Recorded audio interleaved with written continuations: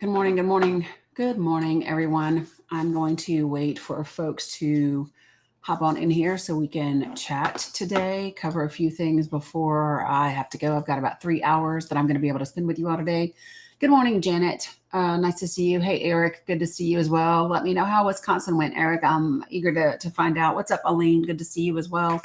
Good morning, everybody. If you are joining me on YouTube or Facebook, you've got to say hi, or I don't know that you are joining, right?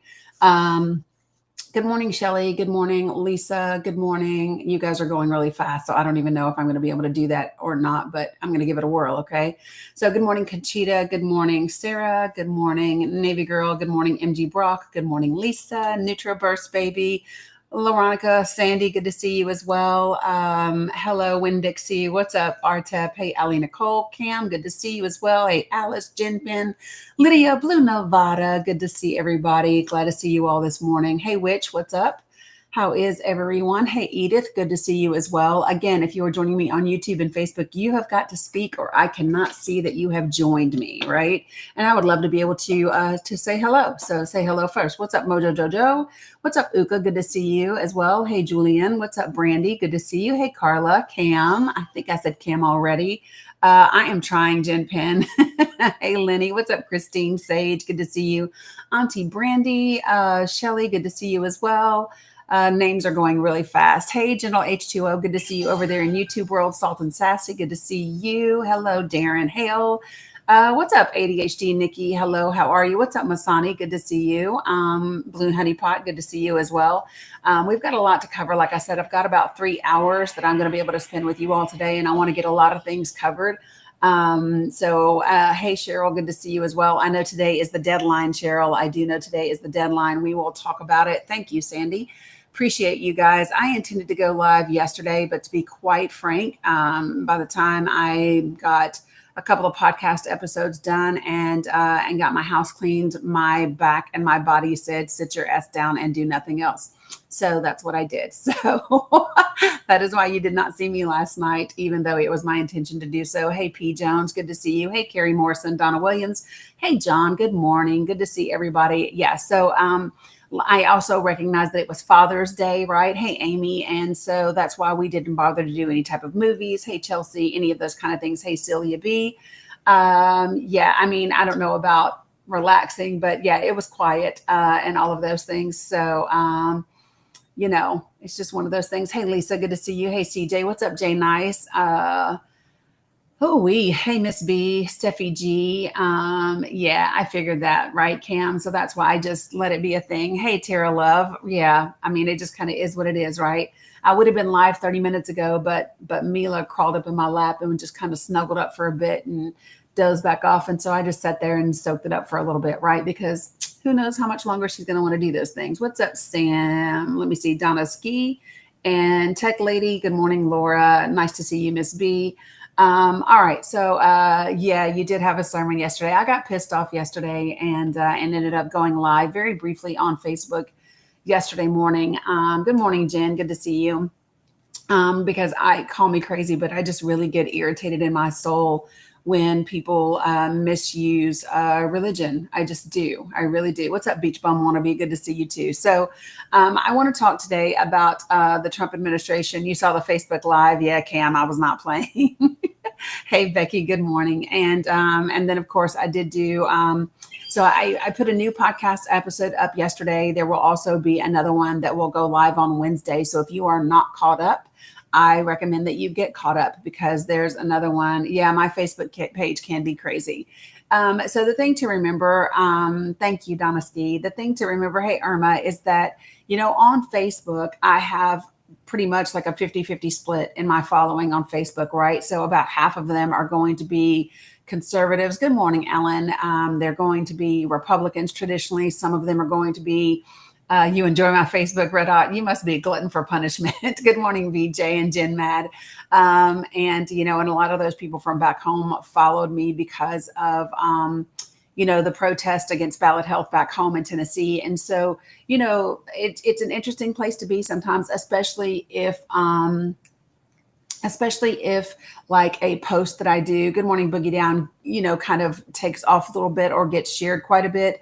it will attract all kinds of whatever. Good morning, Scott G. And so, we just roll with it, right? Thanks, Kathy Kennedy. I appreciate that.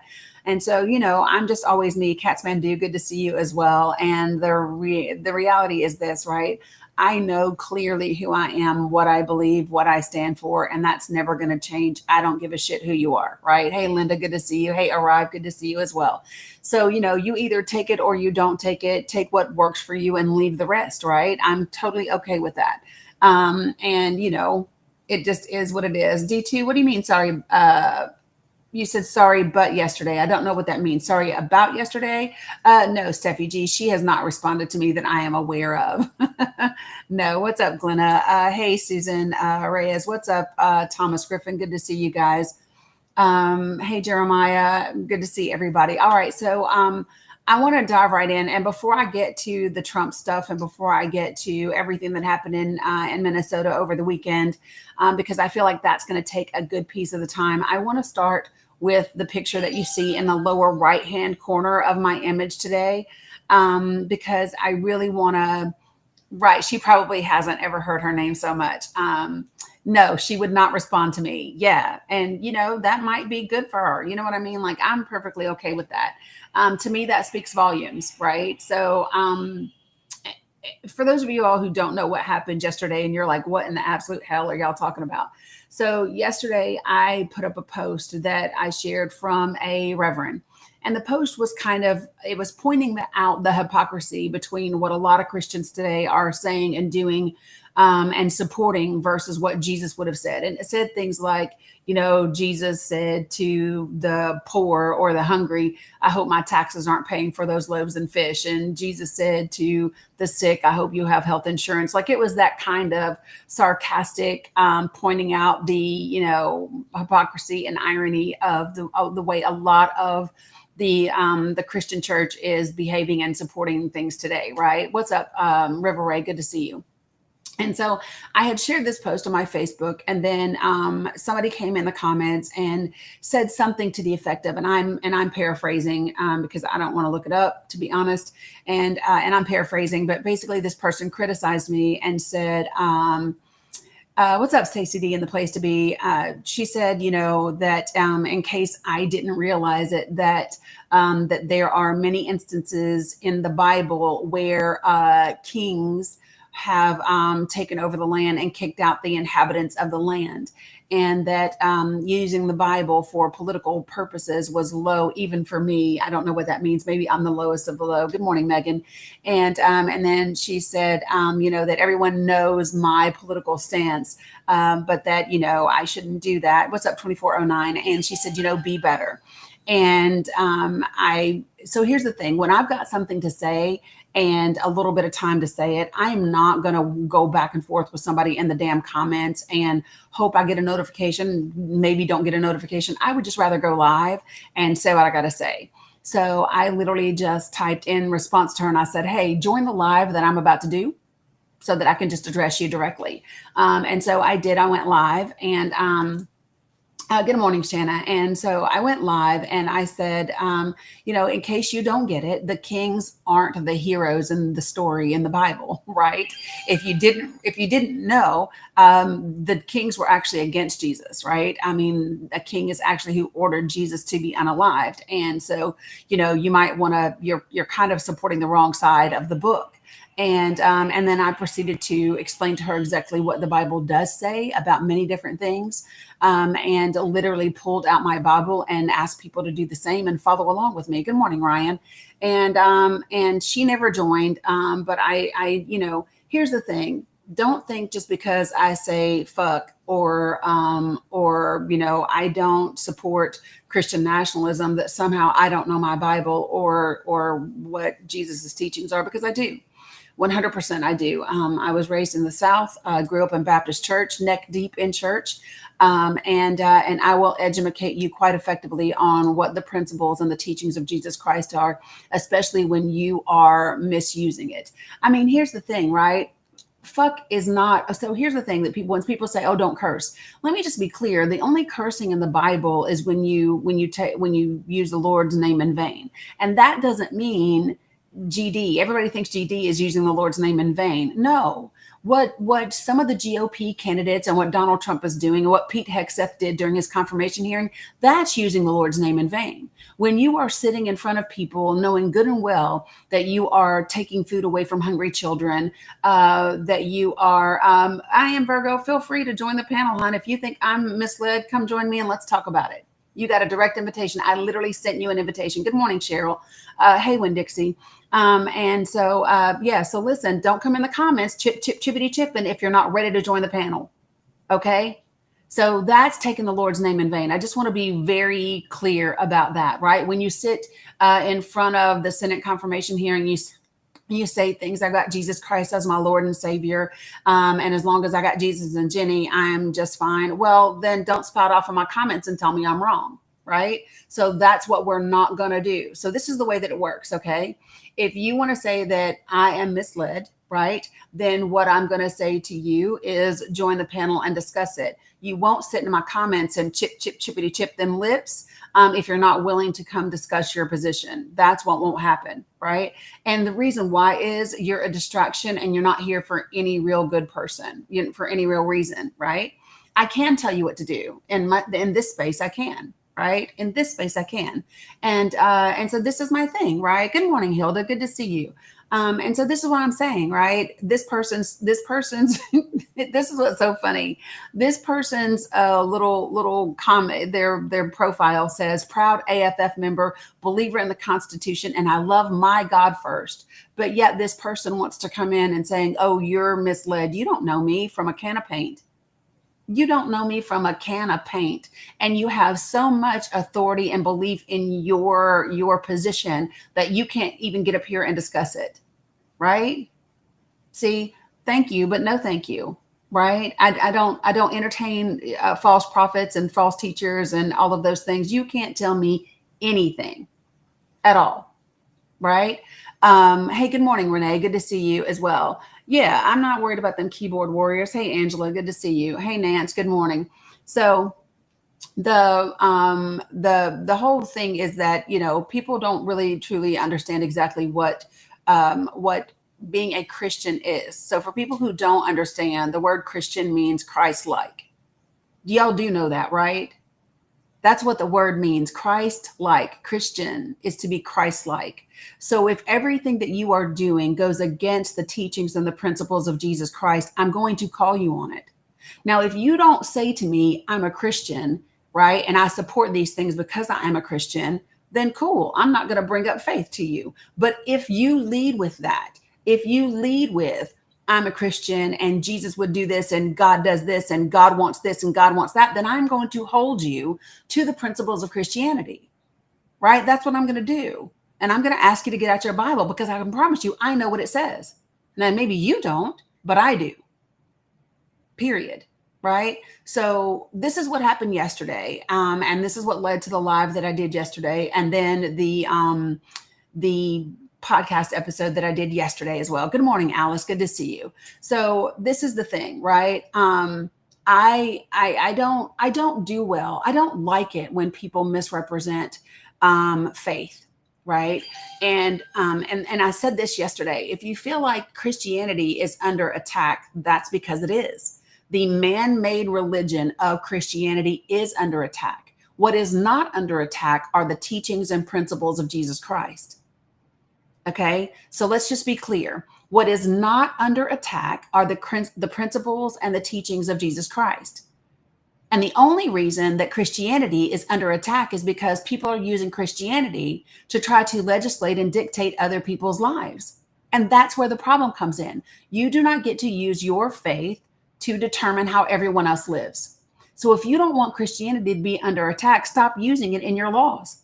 If you don't want people to attack or push back against Christianity, don't use it to justify the bullshit you're doing, right? Let's don't do that. Good morning, Angela Dixon, right? And so that's just how it is. You don't like that. You don't have to like it. I don't care if you like it, but it is exactly what it is. And I'm going to say that every time. I don't care who it is. The Pope Leo could be sitting right here. And guess what? I think he would agree with me. Okay. Jesus could be sitting right here. Same thing. He would agree with me.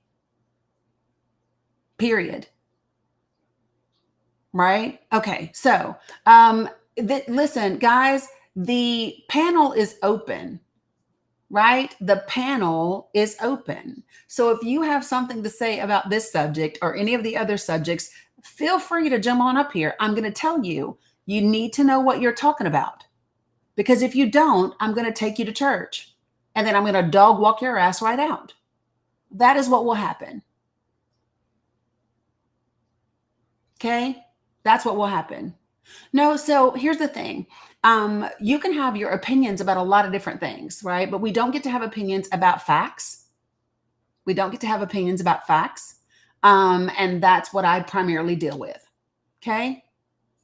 Yeah, they're here early today, and that's okay. Listen, you all have your feelings hurt because people have shown up and showed out, and they are telling you quite clearly what this country is not going to be.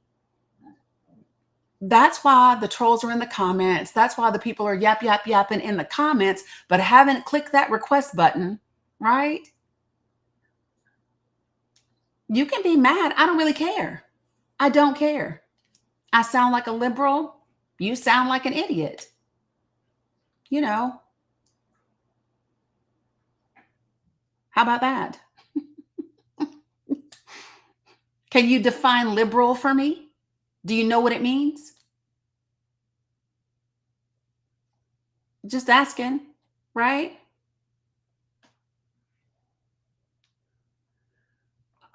Good morning, Joseph. How are you this morning? Good. Right, Grammy. You can hear me? Yep, I can hear you. Good morning. What you got for me? No, I'm with you. I don't really follow politics or know much about it, but I know that America, we're getting a lot of recoil damnation because a man that professes and one that lied to the Christian community, everything he's doing, if you can't see in the spiritual realm, I always share that in the last 2 months, at least 11 officers were killed in the line of duty. Sadly, what happened in Minnesota the other day. And, in God we trust, we're a blessed nation. And when you have when our leader who professes or puts a statue of Jesus Christ, and then Paula White is supposed to be his spiritual guidance or whatever.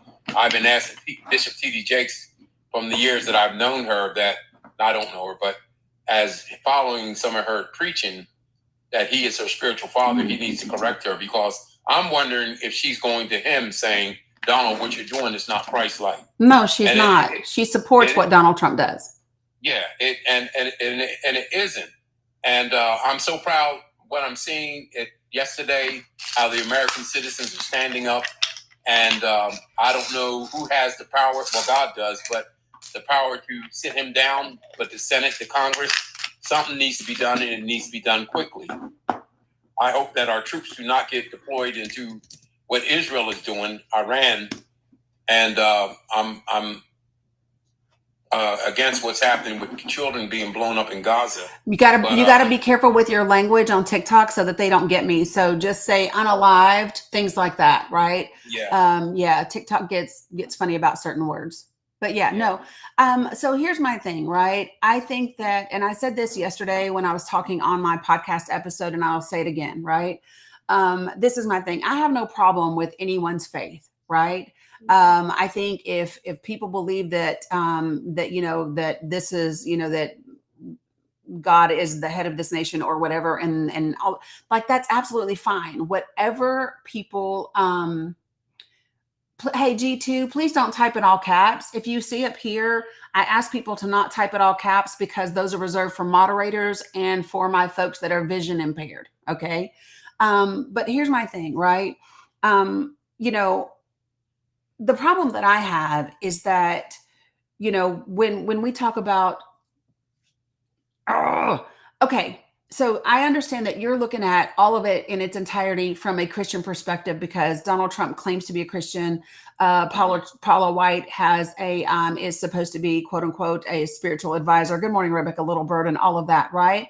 But the thing about it is that none of that has any place in our government. That's right. None of it does. There should be no religion in the government. There should be no spiritual office within the government. Like it's not. Good morning, Alex. It's not a thing that should be happening. Hmm. And I think that people need to really understand that whatever you believe on your own is entirely up to you. But when it starts to be integrated into the government and into the offices of the White House and things like that, it's inappropriate. G2, I ask you, really, I ask you, please do not type in all caps. You're about to be booted from this live simply because you can't follow the guidance. See, there you go. Muted. You're muted. So when you come back, please do not type in all caps again. Holy geez, folks, it's not hard. Can I go over the guidelines in this space for those of you all who are new? I ask a couple of things, right? They said they have eye issues. They said they had glaucoma. I don't know. I missed that, right? So let me be clear. When I ask everyone, be respectful. I ask that you do not use slurs. I ask that you don't spam the comments. And I ask that you do not type in all caps because it is reserved for my moderators and those who are vision impaired, right? So those are the four things. So that's it, folks. So yeah, I mean, I hear you. I think that that a lot of people today are upset because this weekend didn't. Well, bless it. Let's just go ahead and take care of this. I'm already taking out the trash. See that? There you go. Y'all ain't got to worry about Carlos. Carlos is no longer here. Here's my thing. When people say things like, "Oh, no caps, be serious," and you can't respect the fact that there are people who are vision impaired who type in all caps for that reason, and that I need all caps for my moderators, then you just need to go back to kindergarten, to elementary school, to some other place besides here, because it's not that hard, right? If you are a grown ass adult, I expect you to be able to follow general guidelines and come have a respectful conversation. If you can't do that, you will be muted or booted from the live. That's it. It's not hard, folks. So yeah, I mean, I agree with you. I don't know that TD Jakes has been her spiritual father for a minute. In my honest opinion, what I have seen is that Paula White did what white people in the church have done for a long time. Is she became famous from the black church on the backs of black people, and then she turned her congregation into a white church. And then moved on. And then in 2002, she bought a $3.5 million condo in Trump Towers and has been about that life ever since, right? That's why she and her husband were investigated by Congress several years ago for the way they use their funds and all those types of things. So yeah, no, there's nothing, I don't see anything godly about Paula White and haven't in a very long time. Yeah, I hear you. Yeah, she was really in the beginning was really, really anointed in the beginning when she first started. But anyway, I'm a veteran. I served in the Army active and Marine Corps Reserves, 13 years reserve and active time. And I just pray, like even the people were saying yesterday, the troops were speaking. They weren't even lined up. They were out of step. And it's just everything he's touching. It's the same mess January 6th that we're getting now that's running this country. And it's sad. It's sad. But, I did not vote for him, but America did. And I would say that we're getting what our hand called for. But I'm just praying that something will be done to remove him or that's my prayer. So God have him corrected or either remove him. Like Nebuchadnezzar had to be shown who God was. Yeah. So it's wrong. It's wrong in what he's doing. To our Mexican brothers and sisters, in God we trust, one God with liberty and justice for all. Really? So, Yes. So here's my thing, right? I think so. I'm a veteran as well, coming from a whole line of military people, right? Donald Trump cannot be removed from office until after he's passed the 2-year mark. And the reason why that is incredibly critical is because if Donald Trump is removed from office prior to the 2-year mark, right? Then, well, hold on a second.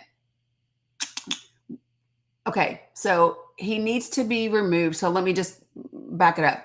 If you remove him now, that's better than if you wait. And I'll tell you why. Right. Okay, because if JD Vance, number one, JD Vance is worse than Donald Trump. You don't think so, but JD Vance is actually smarter than Donald Trump and has less spine. He's more controllable. Okay, so that's a problem. So and I'm going to tell you now, the only hope in hell we have, honestly, are midterms. Because if you get rid of Donald Trump, you've got JD Vance, which is worse. You get rid of JD Vance, you got Mike Johnson, which is even worse. Like all three of them are from the pits of hell, like Right. quite clearly. So the thing that we need is to protect the federal judges, for Congress to do what Congress is supposed to do, take back control of the purse in this country.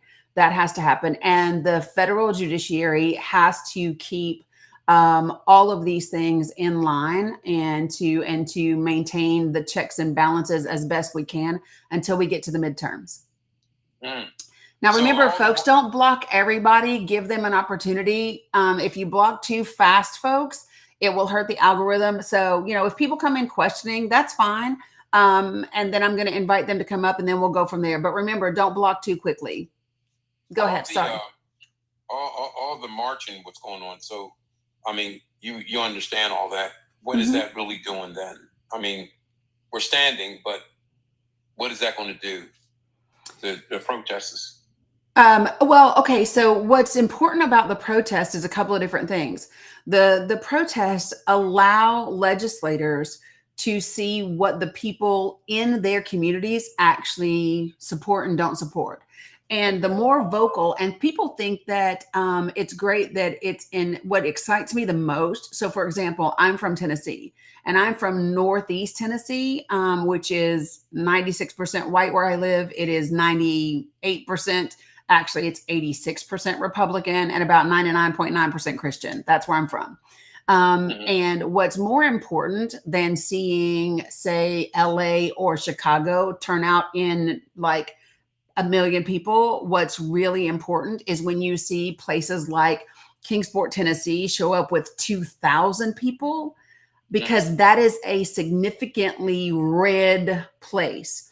And when you start to see that type of movement, right? Then that's really important, because those are places where you wouldn't expect to see those type of protests.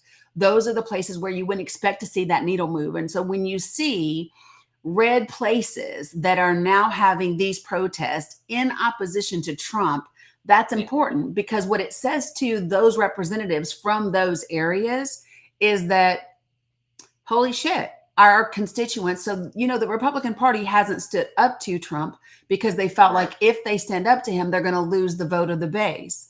But when they start to understand that the vast majority of the country doesn't support him, then it's a whole different game. Good morning, Mom. Good morning, Hilda. Hey, Gary. So let me just say this, okay? So when people say the American people elected Donald Trump, kinda and kinda not, and I'll tell you why.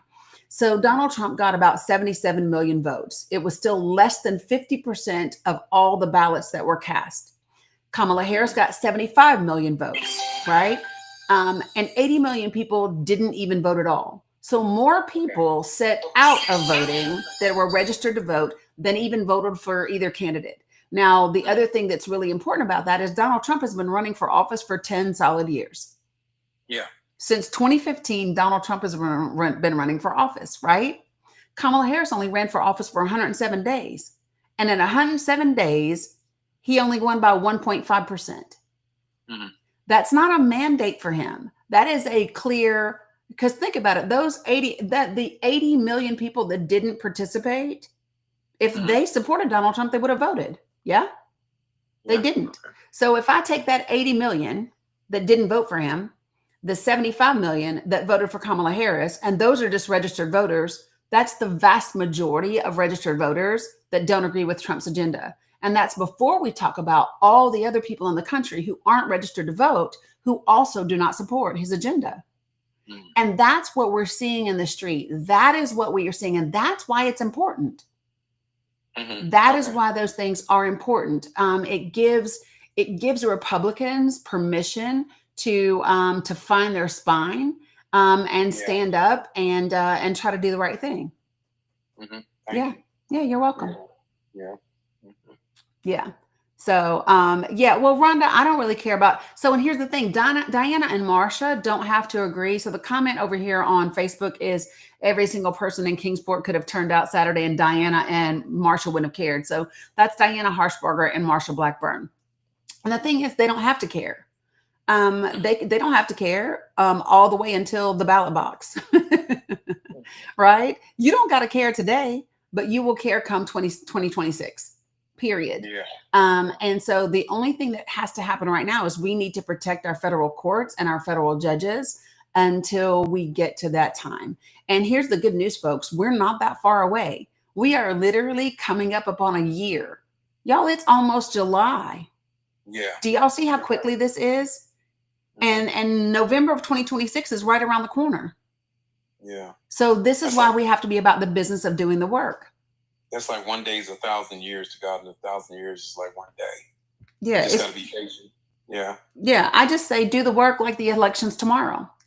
Yeah. Yeah. Yeah. That's it. Right.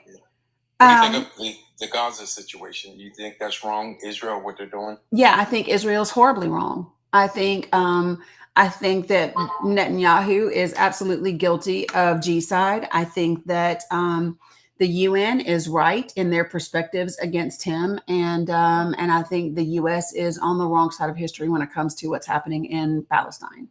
Yeah. Yep. Now they're going for Iran. It's like, I know we stand with Israel, but I don't agree with if Iran already has threatened us that we get involved with Israel for WWE3. Yeah, although biblical prophecies being fulfilled somewhat. I don't know that I agree with that, because I think every time there is major conflict in the Middle East, we hear that. Every time we hear it's biblical prophecy and it's the last days. Listen, I'm over 50 and I have been hearing we are living in the last days since I was 7 years old, right? Ever since the AIDS epidemic in the 80s. Okay.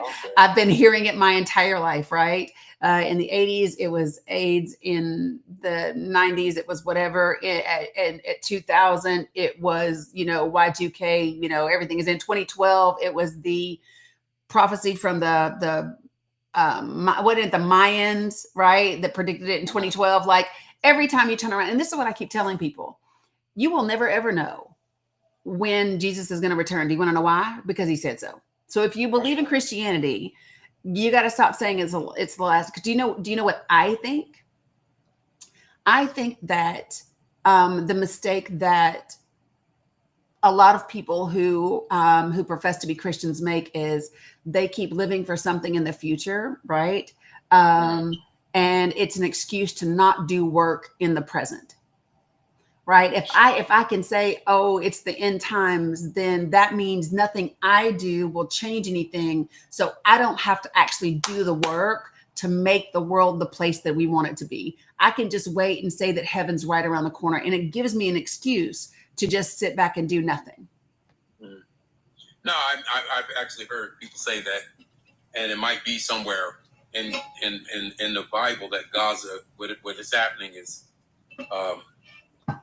in the Word of God, and well, even if it is, I don't agree with what they're doing when they're blowing up children, and because we're Israel's allies, for them to go now mess with Iran and then get America into a third conflict, that's what I'm scared about. Yeah, I mean, here's my thing.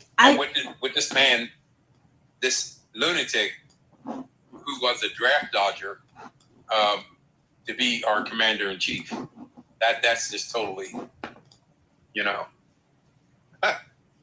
I don't know. I think that, I don't think that they were expecting the type of pushback that they are getting.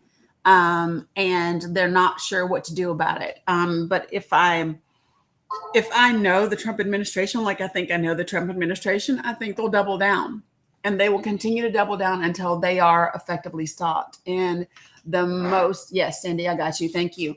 The way to stop what's happening, folks, is to be having really tough, really transparent conversations with the people that are in your circles. the people that are in your families, your friends, your networks, your social media circles, sharing absolutely facts, not just opinions. Like that's what has to happen so that by the time we get to the midterms, we have built some bridges, and even if we don't have total agreement, at least we've created understanding, and that will be enough to turn the tide. You think Carmela will run again? I have no idea. Well, dear, you keep up the good work. Thank you so much. Nice talking to you. Yep. And I'll probably talk with you again. Okay. Sounds great. You're welcome here anytime. Appreciate you. How do I get out of here? I got you. I got you. God bless. Okay, so I want to address a couple of things that are happening. She is, oh, well, you know. Here's what I would like for you all to do. I'm gonna tell you a little bit about this comment that's a comment that's over here coming on Facebook, and I want to address it. You always find your way here, sir, to talk smack, but never join me. So let me do this. Hey, folks, I'm going to do what I did the other day. I am copying a link, and I am going to drop it in the Discord real quick. And if somebody could take this link and throw it into the comments over on Facebook and YouTube, you guys, I'm putting this in here, and you are absolutely welcome to join the panel if you are on Facebook and YouTube, and join in this conversation. Right? TikTok, they are more than happy. You're more than welcome to join the panel as well. But let me just say this. Gary Lewis Williams, you're about to see a link put in the comments. I would love for you to click that link and join me on the panel so that you and I can actually talk, right? Rather than you just text something and me try to go back and forth. All right, let's do that. A lot of people do, actually, Bellcat. Yeah, a lot of people. So this is why I'm on TikTok, I'm on YouTube, and I'm on Facebook, because there are people in all of those places. Not everyone uses the same thing. Believe it or not, this is why we understand that, people are different.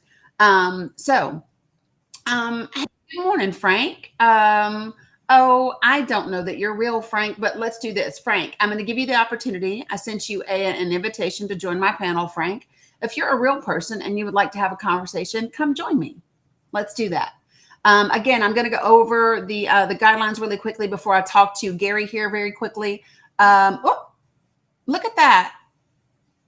Now, Elaine, did you mean to request over there on the other side? Because if you did, I'll bring you up. Am I running for public office? No, Connie, I am not.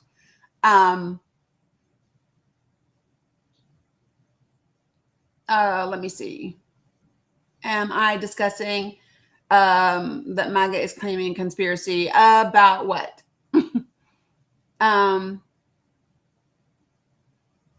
Yes, Dirty, you guys did. So Elaine, let me know if you meant to come up.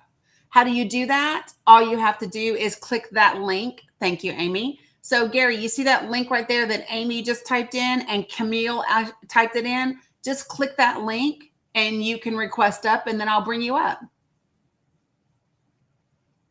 All right, so let me go ahead and answer this question really quickly, because it's just a, I don't know that it's a, how can I say this?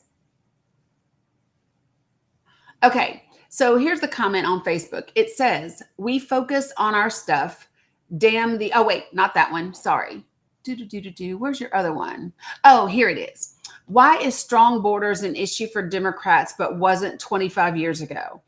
I think the first question that I would ask you, Gary, is the link is right there. Camille just typed it in the comments, Gary.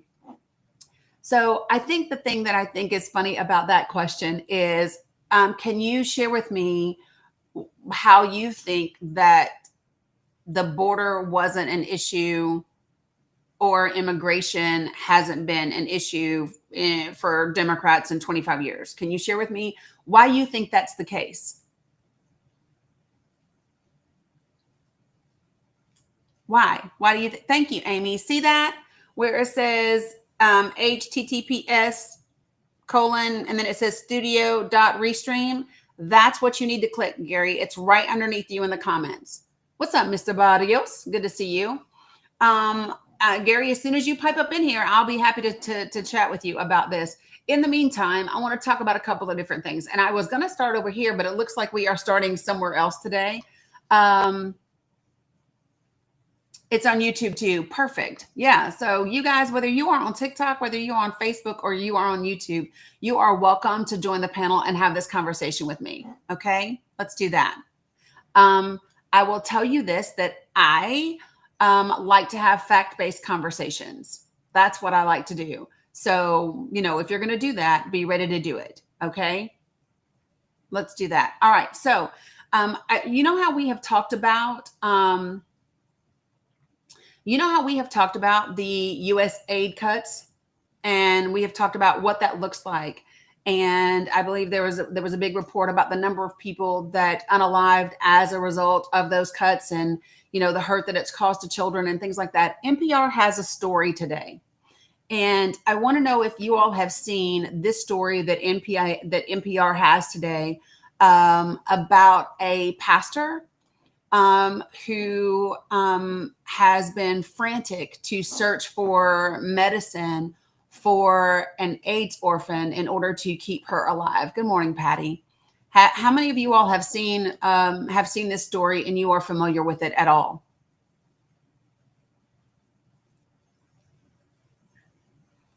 TV Todd, come join TV. I sent you a direct request. I would love to have a conversation with you, sir. I'm going to get to it in just a second, y'all. The story. TV Todd, come see me. Let's have a respectful conversation. There you go. Good morning, TV Todd. How are you? Good morning. Good. How are you? I am fantastic. So you were saying some things in the comments. Could you share them so that the folks that are on YouTube and Facebook can hear what you were saying as well, and we can discuss it? Sure. NPR was getting money from USAID. They're corrupt as a lot of the other organizations. NPR and okay, so public broadcasting stations get government funding. They're subsidized, but they also survive on donations and all those types of things. So can you share with me what you mean when you say NPR is corrupt? In what way? They shouldn't be getting government funding. Why are they getting government funding? Well, but that's not what you said. You said they're corrupt. So I would like for you to tell me how they are corrupt. In what way? What have they done that is corrupt? They shouldn't be taking our government money. That's not corruption, though. That's not corruption. No, sir. There are. They're gonna actually do anything that sways the side to who's giving them the money. No. So when Congress gives them money, that is. Congress is corrupt. Okay, so TV Todd, my point of view. TV Todd, do me a favor. Let's don't talk over each other. So, okay. So throughout history, NPR has been getting government funding through Republican and Democratic Congresses, through Republican and Democratic administrations. Like it's literally just funding for public broadcasting, which is something that we've always done, right? It is so that everyone has access to information, whether or not they subscribe to other types of publications. But the question that I have that's really important is you made a specific accusation that NPR is corrupt. And what I'm asking you is, can you give me a specific instance, a specific example of a story that NPR did that was inaccurate, that wasn't factual? I cannot right now. I'm in my car and I can't give you. All I can say is that I don't believe a broadcasting company should be taking money from our government. Right, except that the reason we do that, right, is the same reason we do it with PBS, right? So that we have public broadcasting that is to the benefit of the entire country. It is so the entire country can be well-informed citizens, right? And it's publicly funded. So there's many organizations out there that get government funding. Many of them that are, I'm just saying. And so I think the issue that I have with what you're saying is that you're claiming that they are corrupt, but you literally have not a single example of them doing something that is corrupt. That's the issue. Do you see what I'm saying? Okay, yeah. So let me rephrase that. Okay. I don't believe that any broadcasting company should be taking any government money, period, whether it's from the Republicans or the Democrats. Well, they're not taking it from, as the Democrats are. but they're not taking it from Republicans or Democrats. They're taking it from our government that they're voting on in Congress. No. So how do the bills get funded then for NPR? Explain it to me. Okay, so funding for PBS, hold on, and NPR. So let me kind of give you what it is. So it's a federally funded entity, right? That's what it's always been. And let me see when it actually started for you. Okay, so funding for PBS and NPR began with the Public Broadcasting Act of 1967. So it actually established the Corporation for Public Broadcasting, and it was created to distribute federal funds to public broadcasting stations for public TV. So it's not so that way nobody can just come in and buy their way in and control the narrative of those organizations. They are literally just publicly funded, nonpartisan, and available, right? And so when you understand that, right, PBS was formed in 1969, NPR in 1970, both initially funded by CBP. So if we understand that NPR and PBS have been getting funding for the last 50 years, my question would be, what is the issue today? What has changed?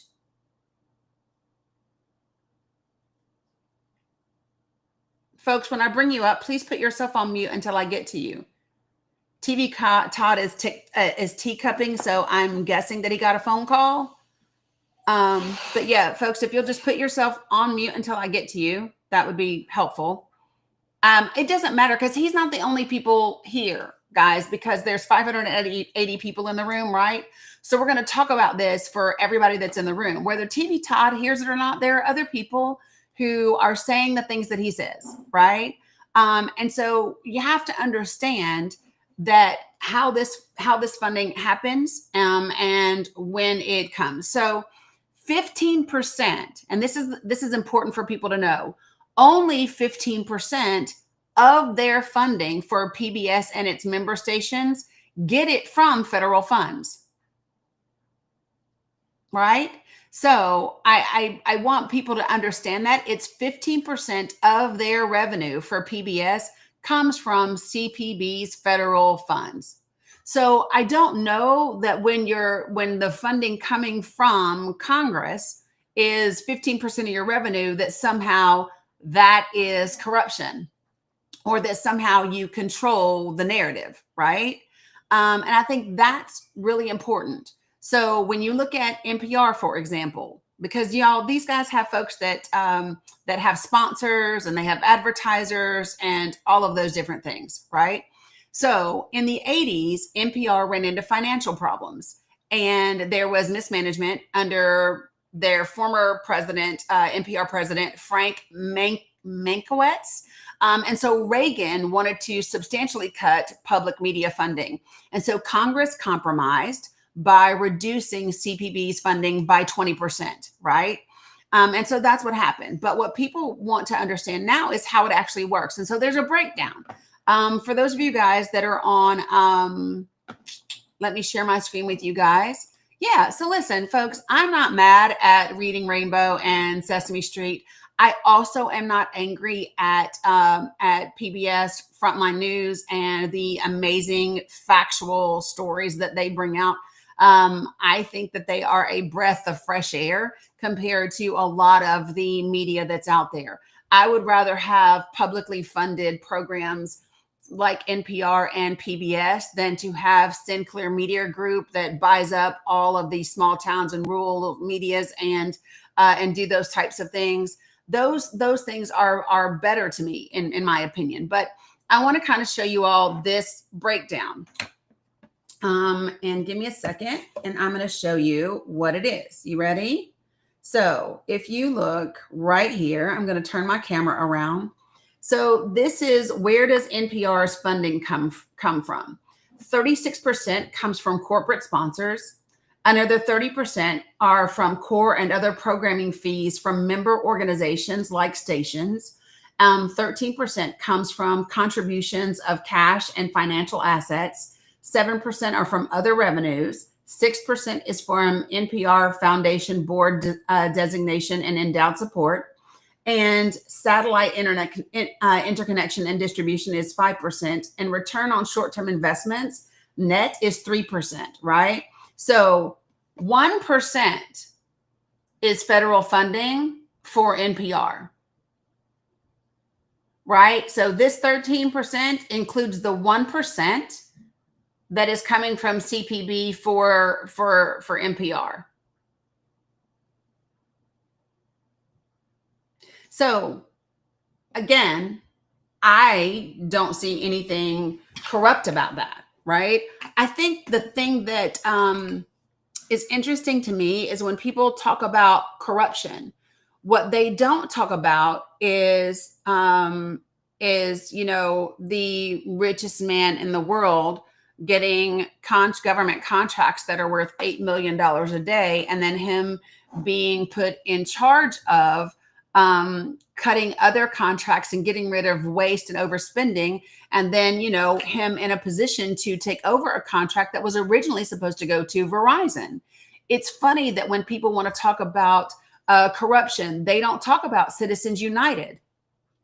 They don't talk about the corporations and the dirty money in politics. They don't talk about insider trading that happens within Congress. They don't talk about Marsha Blackburn and the ridiculous amount of money that she gets from the NRA, right? When people talk about corruption, they don't talk about, for example, Jared Kushner's daddy, who's also a criminal, having an appointment within the Trump administration. They don't talk about all of his children getting positions within government during his first term that they were not qualified to do. When we talk about corruption, we don't talk about, that when a president is in office, they are supposed to let go of all of their control of their private corporations and not supposed to benefit from it. No one is talking about the fact that Donald Trump, during his first term, stayed at Trump plazas and Trump towers and Trump hotels all around the world and had meetings there. Therefore, his companies made a ton of money off of American citizens, right? Because Secret Service had to stay there and he had to stay there and all of those things. So when we talk about corruption, I think sometimes people might be missing the point. Okay? When we talk about corruption, you might want to talk about why did the Trump administration and Bill Barr shut down the investigation into the $10 million that Trump received during the first term from Egypt? Can we talk about that? No? If we want to talk about corruption, there's a whole lot of shit we could be talking about that is not NPR and PBS. Just saying. Good morning, Carolyn. Thank you for joining. How are you? Oh, I could be way better. My name's Carlin. I'm an entertainer and a former student journalist from Minneapolis. And I wanted to chime in here because I think that we are severely lacking in media literacy since this narrative about fake news has gone about. Now, don't get me wrong, all news sources have some sort of bias, but I want to give a few tips about how to check up on the facts. And you already started off here by checking at funding. That's a very good thing. You can just Google that. Second thing is there are websites right now that'll tell you how the bias leans. Yep. Yeah, absolutely. So when you hear an inky fact from the internet, turn around and see if journalists are talking about it and look for multiple news sources. And if you still don't feel good, check who's funding them, check where their media bias is, and go from there. Yeah. So media literacy, we can all do that. It takes a couple minutes. We got computers in our pockets. So one of the things that I share with people all the time is before you even dig that deep, I always look at the headline. If the headline is designed to automatically make me angry at a particular group of people, I want to ask myself a couple of questions. who would benefit from me being angry at this group of people? Right? Who would benefit from this? Does it sound like those are just general things that you can start to ask yourself as to who's driving the narrative and what it's for, right? And so, just to kind of show you all exactly what Carlin is talking about, this is the latest one. This is from Harvard, and it came out in May of this year. So give me 1 second. Matter of fact, did this come out on my birthday? I thought I saw that it did, but anyway, let me just keep going. Sorry, I got distracted. That's what happens sometimes, but here we go. All right, so this is what we're talking about. So when you see charts like this, it will very easily help you really be able to see, all right, so who's kind of middle of the road? Where's the media's bias? Do they skew left? Do they skew right? Are they hyper partisan right? Where are they most extreme? Same thing over here on the left, because you have it on both sides. So the key is to find that middle of the road stuff, right? And this is the world in which I live, right? I like the BBCs. I like the NPR. I like the PBSs. You see this little middle ground right here? Those are great places to reside. And the cool thing is to actually do like 3 or 4 of those and compare the information that you're getting from all of them. So if you all notice, you've got PBS Frontline, that's right here. NPR is right here. You got BBC that's right here, right? I believe and that's the AP right above it, right? So these are all, and then I clicked it and it said, okay, girl, now you're really in. Because I clicked it. So, because here's the thing, you can actually search them. I don't want to join your mailing list, but check it out. You see how I've got it here? You can sort it by media type. So let's just do websites and articles. Okay. And this is what you get. So, and this is, you can see, this is Alex Jones, right? Your Jesse Waters folks, your Fox and Friends, right? Your PragerU. This is all the hyper partisan, most extreme right. I could throw a few more over here that you don't see. OAN is back there. I don't know if you all can see that, but OAN is back there. Hannity is back there, right? Those are back there. But over here, look, Jen Psaki, she's left. MSNBC, Rachel Maddow, these are all left. We know that, Young Turks. But guess what? Look right here, kind of in this land that we like to live in, this little square, right? We like to live here. That's the 60 Minutes, the PBS, the NPR, like those types of things. You like the world to live in right there. So let's get rid of TV and let's go to podcast audio. And look at there. Right? Rubin Report, Ben Shapiro, right? Louder, Crowder, Charlie Kirk. We know this world. Do we not, folks? And then we know this world over here, Michael Moore, Tony Michaels, right? The Jimmy Dore, all of these. So folks, you can find the information if you really, truly want to know. And here's the same thing with websites. So it's a great thing to be familiar with this. What's this? It's cool. So this is from a study that Harvard did. And it's a media bias chart. There's actually a light version that comes on a mobile app. Believe that. It's a media bias chart. Yep. And that's what it is. And so this is a way for you to find that information out. I will throw the link to this up in the link tree. How about I do that right now? Okay. So for those of you all who are new to me, my link tree is pretty extensive. There's a lot of information in it. And so I will throw this. So, yep. For those of you who don't know, the latest new workshop, which is free to the public, it is tomorrow night at 6:30 p.m. Eastern Standard Time. We're going to be talking about influencing your friends and family, how to have difficult conversations. We're going to role play how to do those types of things. It's free. All you have to do is RSVP, period, right? And then down here, this is the political resources. I need to move it up to the top as well. Guys, I give you tons of free political resources for you to be able to access in my Google Drive, lots of information about Medicaid cuts and all of those things. I am now going to add this little media bias chart in here as well for you. And yeah, so for those of you all who aren't familiar with the link tree, it's pretty, let me see if I can title this right. So let's just do media bias chart, and it's there, and I'm going to move it down right here. It's going to be the third link, but over here is what my link tree looks when you pull it up. It has a ton of stuff in it. Oh, it's moving over here. Look. So there's just a ton. This is the actual big, I call it the big ugly bill, but it's there. Military people, if you need to know your rights, blah, blah, blah, blah, blah. There's Harvard's free courses. Medicaid facts and resources for you are there. They include graphics that I've made, all of those things. There's a ton of things on immigration in there. Let me do this real quick, and let me just show you why this political resources one is one that you might want to dabble in. Let me make sure my folks over here. Okay, you guys can see it too. Perfect. All right, so when you're in here, these are Linktree docs, Medicaid docs, and resources. This one and this one are probably my two top right now. So this is immigration border resources. When you click this and you open it up, you are going to see a ton of information. And these are the links to the actual laws about immigration, actual reports, actual things from Homeland Security, all of those things. Let this be your friend. And if you don't want to do this, come to the next workshop because it's going to be about immigration. Thank you, Amy, for putting it in Discord. But also within the drive, this is probably my favorite when you want to talk to people about what's happening with this bill.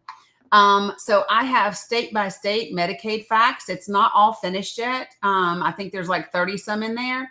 And then there's a specific folder that's also for rural people. Can you trust the information coming from Homeland Security?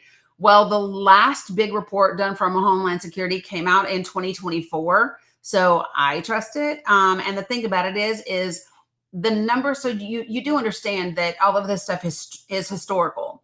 So if the numbers are right for one administration, right, and then they're going to be the same for the other. Like I can show you that. So anyway, but let me show you what this looks like. Let's just say that you're in Arizona, and these are Arizona's Medicaid stats. There are 2.1 million children and adults on Medicaid in Arizona. 36% are children, 14% are rural. 66% of them work in Arizona. Medicaid covers 46% of births in Arizona. 40% of the working age adults with disabilities are covered by Medicaid in Arizona, and 53% of nursing home residents. Why is this cool?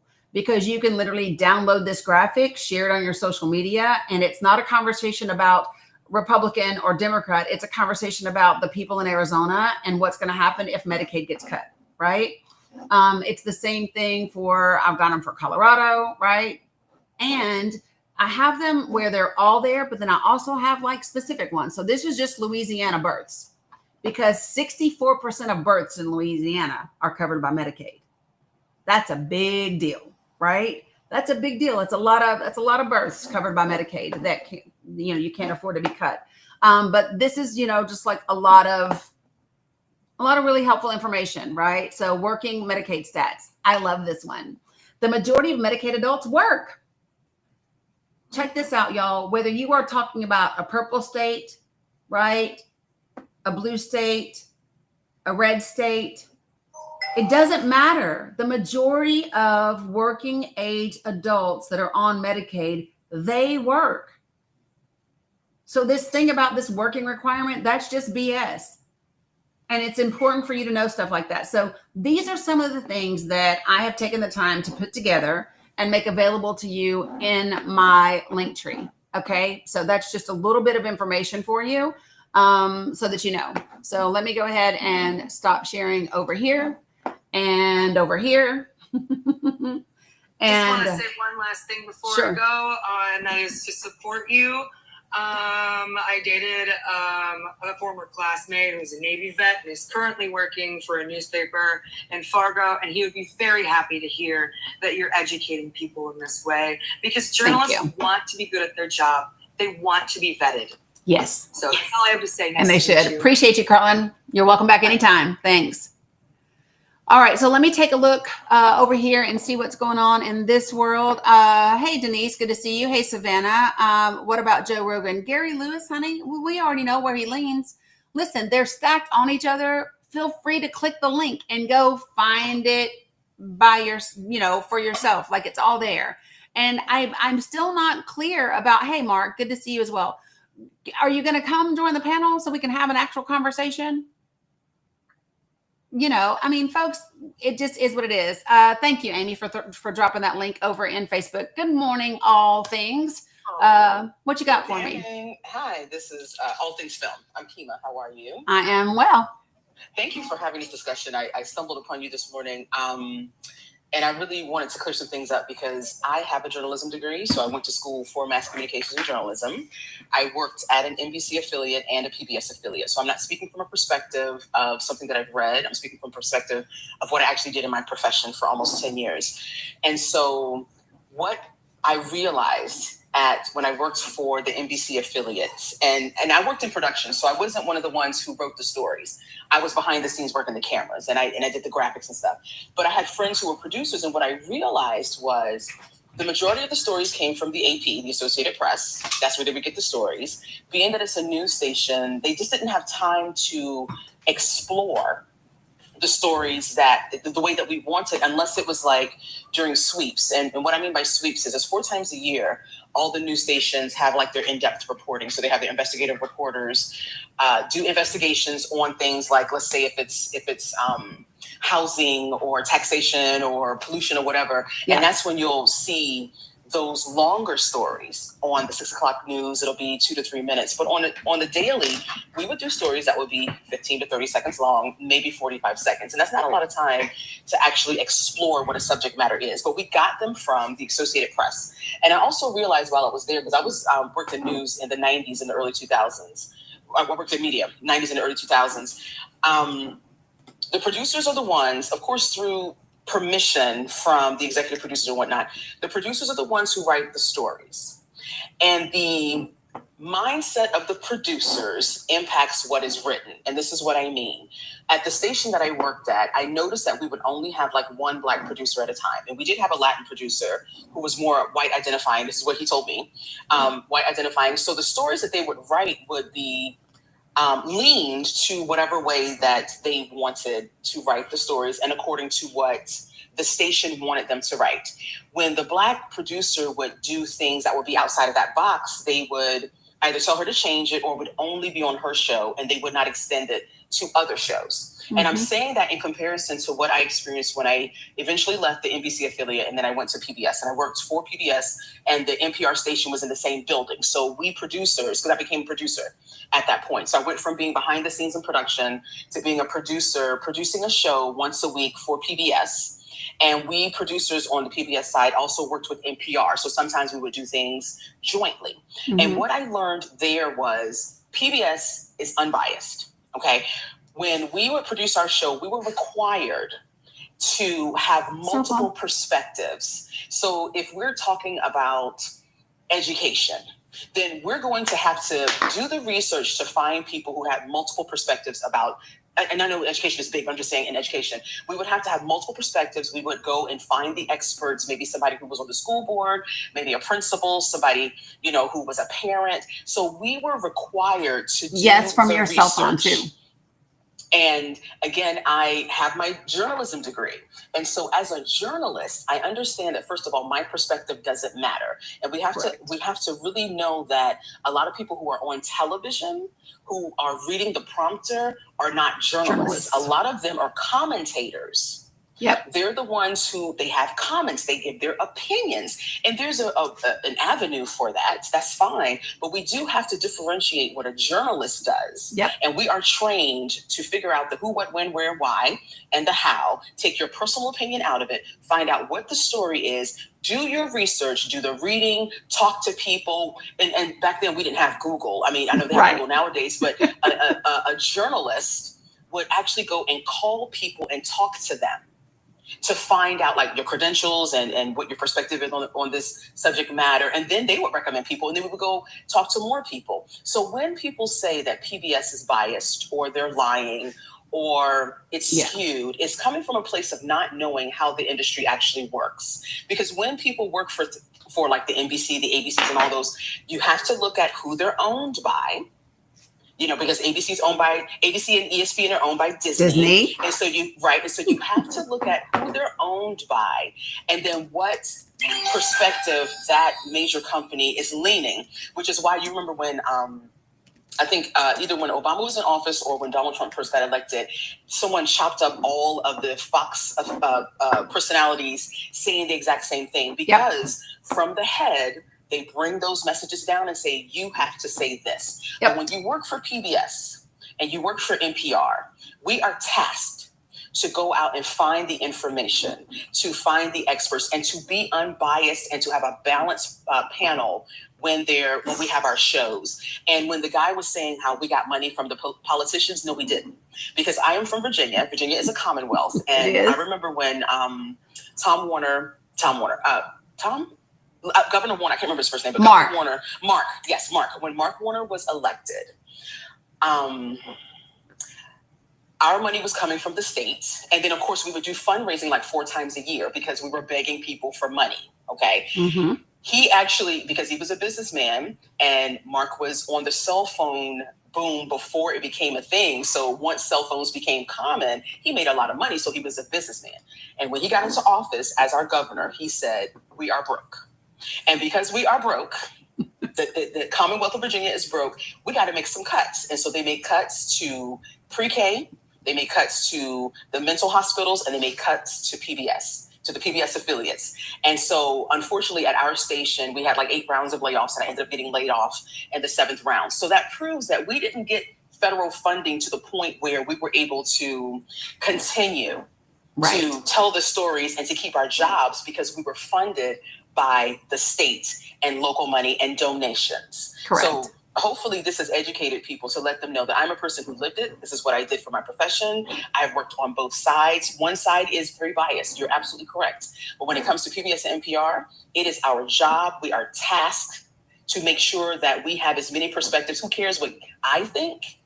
I have to find enough people. If I'm going to have a 4-person panel, it's going to be 4 different perspectives so they can argue it out. So 100%. Thank you so much for just allowing me to speak and to clarify that. Absolutely. Very informative for folks.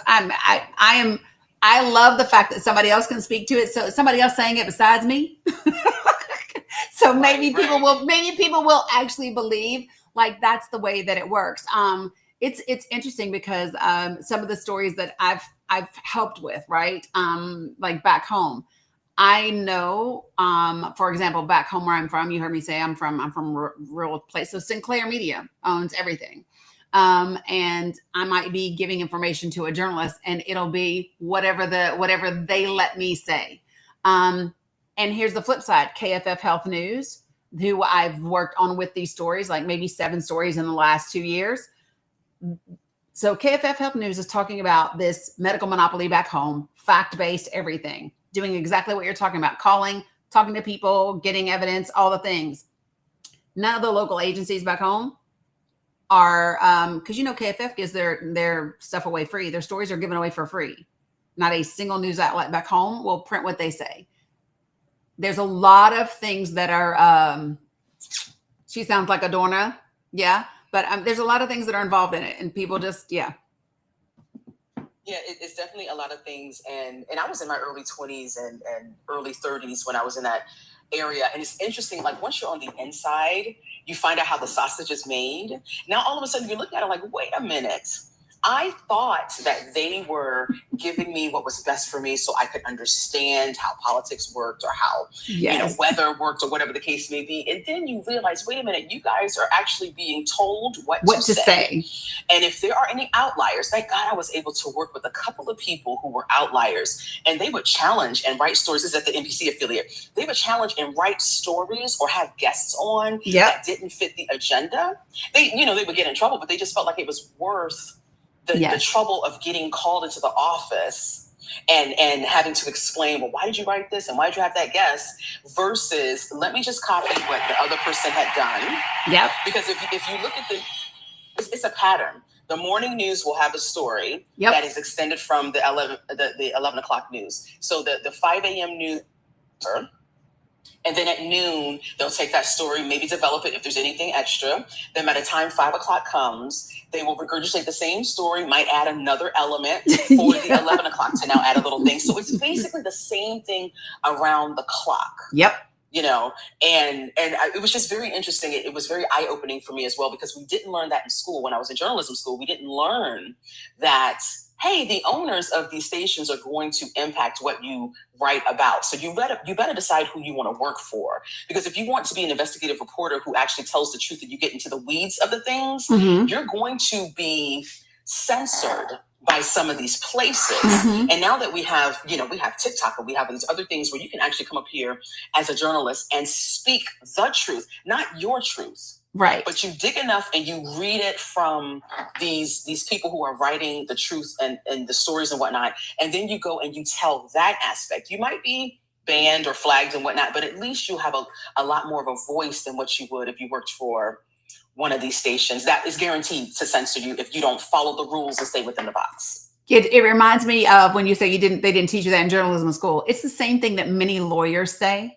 that they thought when they were in law school that it was all about justice and the law and all of these things. And then there's this rude awakening when they go to work for these big firms where they find out, oh shit, it's not really about the right thing. It's about finding the loophole in the law and winning the case for the client that gives you the most billable hours. It's very similar. Right. Yeah. Very similar. Or what you can prove. It's not even about the truth. It's what you can prove. What you can prove or what you can't prove, and how many billable hours can you get while you're doing it? Yeah, exactly. But no, you are more than welcome. Thank you for coming, and you're welcome back anytime. Thank you so much. I enjoyed it. Thank you. You're welcome. Bye-bye. All right. So Gary Williams, yes, you can join the link on your cell phone. Absolutely. And here's what I'm going to do. Folks, when I bring you up here, please put yourself on mute until I can get to you. Please, pretty please. Jen, did you mean to request up, or were you tapping and got yourself to the box? Jen Stevenson, let me know, because you're in the queue and I will bring you up if you want to be up, but I just need to know if you meant to request up or not. Because, sometimes y'all be tapping, which I love and appreciate dearly, but you tap your way into the box. Tapping. That's what I thought. See, that's why I check, because I know my tappers and how that happens sometimes. So, all right. Good morning, Connie. What you got? And what you got for me? How are you?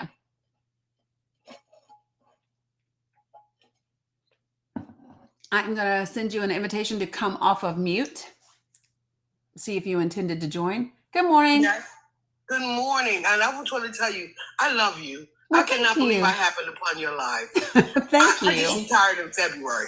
I'm a 33-year state government employee. I've worked for every governor of Maryland since 1992. Oh, wow. And my job was in public relations. It was my job to protect the governor or to make sure anything he said was accurate. So I was required to research the researchers. Yes. I mean, we could not have them go out there and say something that was inaccurate. I'm glad to say I was able to attribute to at least 4 of our governors being elected. Maryland having the only black governor in the whole country. Westmore, who I hope is going to be the next president. But nonetheless, I digress. What I want to tell you is that I'm listening to what you all, how you communicate. I was the one coming to the reporters. I was the one the reporters would come to gain access to the governor. And I was the one who screened the questions and made sure that there was no trick bag and all that stuff. That's what I did. And when I hear the way you all interact, I didn't know that. Many of the things you're talking about, for my position, I did not know that. And this is so informative. And what the most important thing I want to do a take away from anybody who's listening, and when they're talking about information that's given out to the gentleman who felt that NPR was fraud or whatever, I hear on every site that I go on, particularly people who are supportive of this current president, they are so misinformed. When they say that the immigrants are getting this, they take that. There are federal guidelines that require anybody who's giving benefits to follow. If you do not follow them, your state is then penalized. No state wants to be penalized. No, because penalization means that you lose. You don't get money, for that right? Population. So that's not happening, and I cannot stress that enough. And people, yes, it does, because I know of somebody if someone's doing that, they're committing fraud. This same fraud that Elon Musk claimed that he uncovered. Right. When someone commits fraud in the state of Maryland, you go to jail. I have not heard of anyone being incarcerated as a result of Doge. No. So therefore, it's a whole lot of malarkey. You know the other word I want to use. Yes, I do. But it's wrong. and it's a lie. And I don't know how we can dispel it other than doing what you're doing. Yeah, we spend a lot of time talking about it. And so what you're talking about is 8 USC 1611, which talks about what unauthorized immigrants are eligible for and what they're not. So they are not eligible for federally funded public benefits with just a couple of exceptions. Now, so let me just tell you, the same way that everyone is entitled to be treated in the emergency room under EMTALA, they are included in that as well, right? So if they come into the hospital and they are having a heart attack, they are going to be treated just like everyone else, right? Yeah. And I think that we would want that because they're human beings, right? It's called humane treatment. They're entitled to it. Exactly. Right. But they do not get Social Security. They do not get Medicare or any of those things. A state or the $3,500 SNAP card that they claim everybody gets. No. And the housing. That's not happening. Nope. And so, but I want people to understand, because somebody said something in the comments, and what I would love to do is explain to you why you're not correct. So somebody in the comments just said that that FEMA had no business giving them disaster relief money. And so let me show you, because I like law and facts. So let me just show you why you're incorrect in what you just said. So I'm going to truly fact-based. You really are. Yes, ma'am. I research the researchers. Trust me. Yeah, this is what I do. So Gary Lewis Williams Jr., sir, I don't send you an invite. You click the link that has been provided in the comments 4 different times now. All you got to do is click the button. That's it. Request. Yeah. It's called request. Like that. That's all you got to do. Okay, so I want to show you all this screen real quick.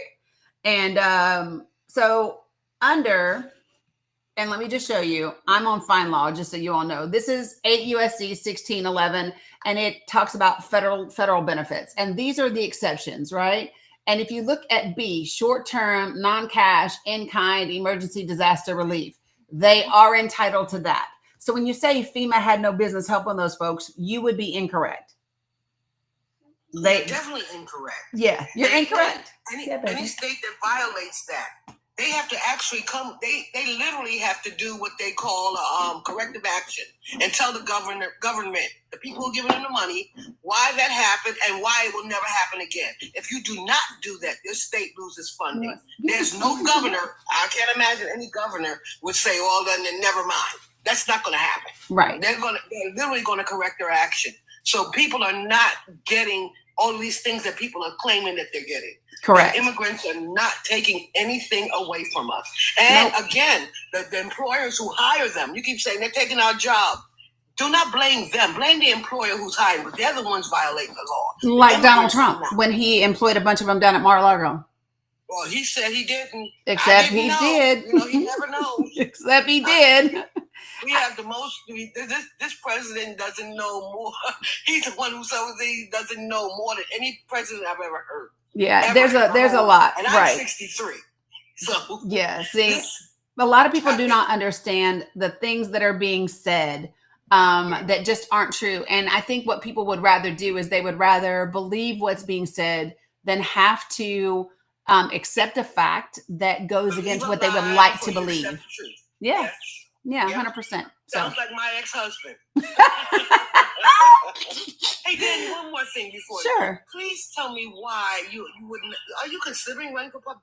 No, ma'am. We need people like us. We need that.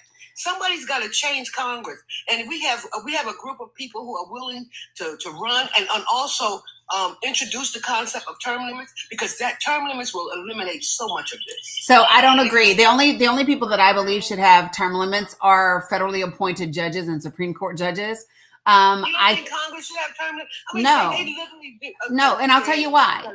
I'll tell you why. We are the term limits. Mm-hmm. We are the term limits. If they are not doing their job, we should vote them out. Now, the way that you gerrymandering system. So you fix the gerrymandering, not the term limits. Yeah, because then all you get, because follow me, because listen, if you keep the gerrymandering, right? If you keep gerrymandering, but you get term limits, you still get the same type of people. They just in there for different periods of time. It's the same people. If the gerrymandering stays in place, you produce the same type of candidate, you get the same type of legislator. So what we need to do is not look for a shortcut. We're not microwaving democracy, right? What we are going to do is fix the root of the problem, which is the gerrymandering. Well, how do we replicate the 2 or 3 legislators in the state of Tennessee, the Justins? And my son's name is Justin too. But you about to get me in trouble. Okay, so let me just say this. I don't want to get you in trouble. No, okay, so let me just say this. I respect what the Justins are trying to do. I'm not like a huge fan of the Justins. Okay. And the reason why is because I'm from Tennessee. So I knew about Justin Jones and his work before he was running for office, when he was an activist, when he was down at the Capitol and he was, trying to get the Nathan Bedford Forrest bust removed from the Capitol. And he was, when Glenn Cassida and Kate Cothran tried to frame him as if he violated a restraining order. And it was less about him and more about the movement. And a lot of what I see today is political posturing. And here's one of my biggest frustrations. Danny, do you realize that I'm a victim of exactly what you were talking about? The only thing I see is what I've been shown. Right. I don't live in Tennessee. Right. And what I see, I'm like, yeah.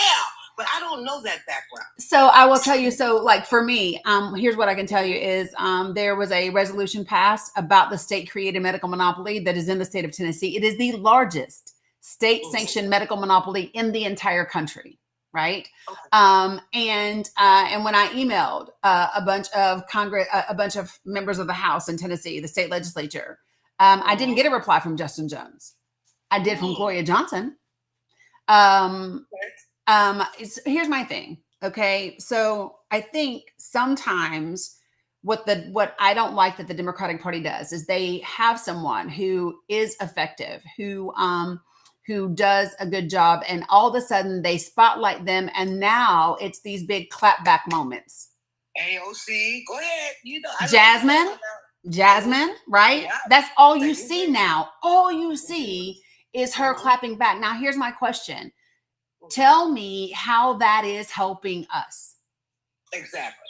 It ain't. It doesn't give, honestly, in my opinion, as a lifelong Democrat, it doesn't give the image of me. That's not me. Yeah. What I see is not me. And it's not winning anybody over. I see the facts. The facts are important, and that's very important. And all you got to do is stick to those facts. Exactly. If you just stick to the facts. We don't need all the extra stuff. Yeah. I don't need the Snyder marks. I don't need the side comments. I don't need the jabs. That's why people like you and I need to run.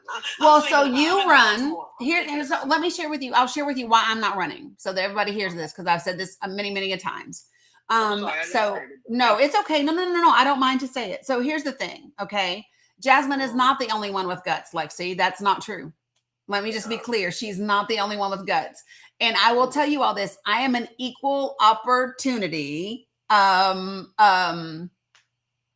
hold you accountable kind of person. Okay. I'm equally that way. So for example, I talked about this the other day when Jasmine Crockett and Eric Swalwell and a bunch of the other folks in Congress were talking about, they voted for, they were saying that Republicans had just voted for citizens to be deported. And that wasn't right. That wasn't accurate. That wasn't even close to the damn truth. What was the truth was that the GOP had voted against an amendment that would have prevented funding for citizens to be deported. Right. And if you just stick to that fact, that's bad enough. You don't got to add no extra stuff onto it. You don't got to tell them that they voted for people to be deported, because guess what? Now you are a liar, and people they're going to doubt you even more. Right? Just stick to the facts. Going to expose you. Yeah, I get that. I totally get that. And so I agree. The reason why I don't desire to run for office is because so you're not familiar with me, but so like let me see. Last month I was in Virginia at the Virginia Democratic Rural Caucus, their summit. And so I spoke at that event, and then the month prior to that, a couple weeks prior to that, I was in Michigan at their Democratic Rural Caucus, and I did a training for everybody, and then I facilitated 2 breakout sessions. And so I do free workshops on here. And so what I'm really good at is talking to people. I'm really good at messaging. I'm really good at framing, right? And framing. And if it were just about me, Miss Connie, if it was just about me, I would run for office. I would get my ass a good ass 6-figure, $174,000 a year. I'd get great insurance, right? I'd take care of me and mine, and I would be one cog in a wheel that ain't going no damn where. You did. Right? The spinning cog. Right. That's what I would be, right? Now, it's not just about me. So what I would rather do, I would rather help other people who want to run for office. I would rather let's say, listen, you got a campaign, you got a campaign, you got a campaign. So come pay me to consult, and I will help you with your framing. I am that voice in your ear. That's what I've done for years. Now, I'm Stephanie Rawlings Blake. I don't know if you ever know who she is. Stephanie Rawlings Blake used to be our mayor. And it's, oh my, I don't want to go back into that. I'm not going to relive But that's what I would rather do. Elijah Cummings he used to come to my house. That's how close I am. Okay, gotcha. So for me, if I'm that person, and if they utilize me, instead of me being one person in Congress, right? I can actually be one person helping 20 people in Congress. Yeah. I still get to take care of my family. You don't get to tell me what to do. As opposed to fighting for your brother or sister. Exactly. So that's what I would rather do. People ask me all the time, who's hired you, who's paying you. The truth is not a one of them. And there are people who know me and all of those things. So like, for example, when I went to Virginia didn't pay me. They covered my room and all of that, but they didn't, because you want to know why? It was the rural caucus, and the Democratic Party doesn't fund the rural caucuses the way that they should, which is just dumb as hell. Because, answer me this, riddle me this, tell me why the rural caucuses for every state in this country do not work together. Tell me why there's no national. She is their own worst enemy. Well, they really are. They honestly are. And this is why I keep saying the things that I'm saying. And it was, But we have got to organize a group of people with like-minded, but up and coming and young. We've got to motivate them, and we got to cultivate them, because this is so crazy. And there's no reason in the world that we should not be able to organize and get together and put a definite not special, but like-minded, organized, and mentally competent group of people to run for office, because we're going to mess around. If we mess around and lose this midterm, we're screwed. So we would be, and that's why I don't think that that's going to happen. But here's what I will tell you. So I'm actually working on something similar, trying to bring in people that are like-minded, that want to have a serious grassroots movement. That is my grandsons. I swear, I have 10 grandchildren, and I'm making sure that they all understand. It's not just about an individual person, but it's the movement that's going to impact you and your children. Absolutely. And I want them to understand that. The same way I felt that I want them to get the same path. I can't force it on them, but only thing I can do is show it to them. Mm-hmm. Like just recently on this weekend, we ain't going out doing all that marching stuff. That's not what we're going to do. We're going to sit back and pay attention and understand what's going on and know how we can impact the next time. This is what I tell people about the marching and the protesting, and this is just my take on it. Okay. I think that if Black and brown people want to march, go ahead. I will also tell you, it is not very safe for you. And I am, here's what I think. I think that Black and brown people did all the marching during the civil rights movement. And I think that the leaders of the protest this go around need to be white people. Literally, I need, listen, this is, and I'll tell you why I say that. And I'm very frank about this, and I don't apologize for it, right? The reason I've heard so many white folk come in and talk about how scared they are, and how they never thought they would be scared of their government. And my response to them was, welcome to the party. Yeah. Because welcome to the party, because we've been here for a long ass time. This Right. is where the fear comes in. And That's so, right. exactly, right. So this is the first time it's actually touching you, and you are like, holy hell, what is this? And black and brown people are like, where you been? You know? And so here's my thing. I think that if black and brown people want to go into the street and protest, I'm fine with that, right? What I will say is that that you need to make sure that you are 100% safe when you do it, because you are the target, which is why I say the safest people to you are the target. And so the safest people to be in the streets protesting right now are white people. Now, what I said, what I thought would be a super powerful message for a march is to have black and brown people in the center and have rows of white people in the front, rows of white people on the sides and in the back. Because what does that say? That is solidarity, and that is saying we are protecting those, right?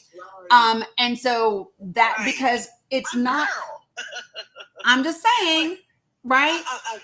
I'm about to take my 89 years. She just turned 89 yesterday. My mom to the doctor.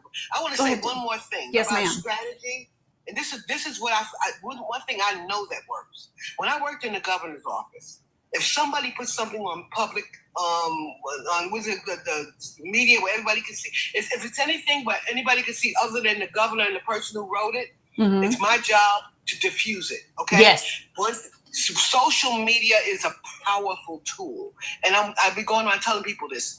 Bombard. If you send something to the governor of Maryland right now, if he doesn't respond, you send a message saying second request. Third request, because the public is going to see this, and that can possibly impact the vote. That can possibly impact in my link tree. In my link tree, when I tell people how to email them, my folks in the comments will tell you this is what I tell them. I tell them when you email them, you ask for a response, and you ask for it by 7 days. If you don't give it, you respond again. You say that you didn't get that response. And then what you do is you take that and you copy that email, you take a screenshot of it, you put it on social media, you tag that politician, you tag the media. Danny, that is so effective, because you know who's getting those? I was getting those, and I had people on my back telling me, "You better say something. You better say something." I'm like, "Well, what do I say? Tell me what to say." I'm like, and then they say, "Make it up, figure it out." But I gotta say something, because when I say it, everybody in the state of Maryland who's on social media is going to see it, and if it's not what they want to hear, that's going to impact him on election day. Yeah, they're going to remember 100%. And when you tag them on social media, it matters. Yes, and you tell the public to tell him, "I'm going to see you on election day. Absolutely. I'm going to post this on election day." That scares the shit out of them. As it should, because listen, a lack of response is just as bad as a wrong response.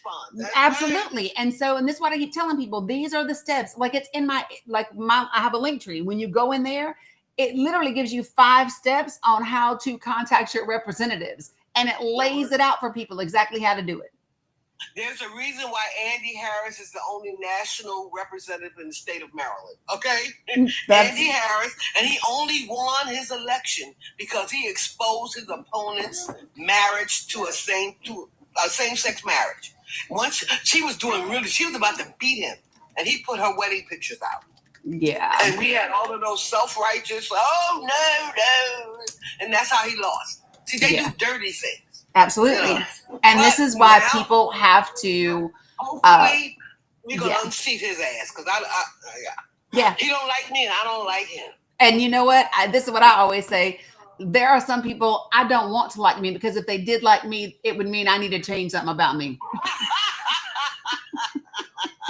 Girl, I got to go take my mama to the doctor. Well, thank you so much. You're welcome. Hopefully you'll come back. I will definitely come back. You on my follow list, and I'm going to follow all of your conferences and all of your podcasts. Love that. Thank you so much. I appreciate you. And it's you, girl. You go. All right. Have a good one. Take care of your mama. See you soon. Okay. Bye-bye. So let me just say this. When people say that it is not Black folks fight, no, that's not what I said. I did not say that this is not Black folks fight. What I said is, being in the streets protesting is not safe. There's a difference. Because what everybody needs to understand is this fight is everyone's fight. I want to be very, very, Sandy gave you a subscription, Connie. I love that. Listen, folks, this is everyone's fight. You need to understand this, that as soon as they come for unauthorized immigrants, when they come for trans people, when they come for LGBTQ people, when they come for any of those folks, they are coming for you. This is everyone's fight because it is the entire country that is at stake. It is the democratic constitutional republic that is at stake, and that is everyone's fight. Everyone can fight and fight in their way that is effective for them. And you have to fight in a way that is effective and safe. So I did not say that this is not black and brown people's fight. That is not what I said. What I said is you don't get to sit this shit out, right? So when it comes to being in the street and putting yourself at risk, it is white people's turn to lead that particular part of the movement. But there are other ways that black and brown people need to be part of what's happening right now. So let me just be clear in what I said before y'all get it twisted, because sometimes people do. All right.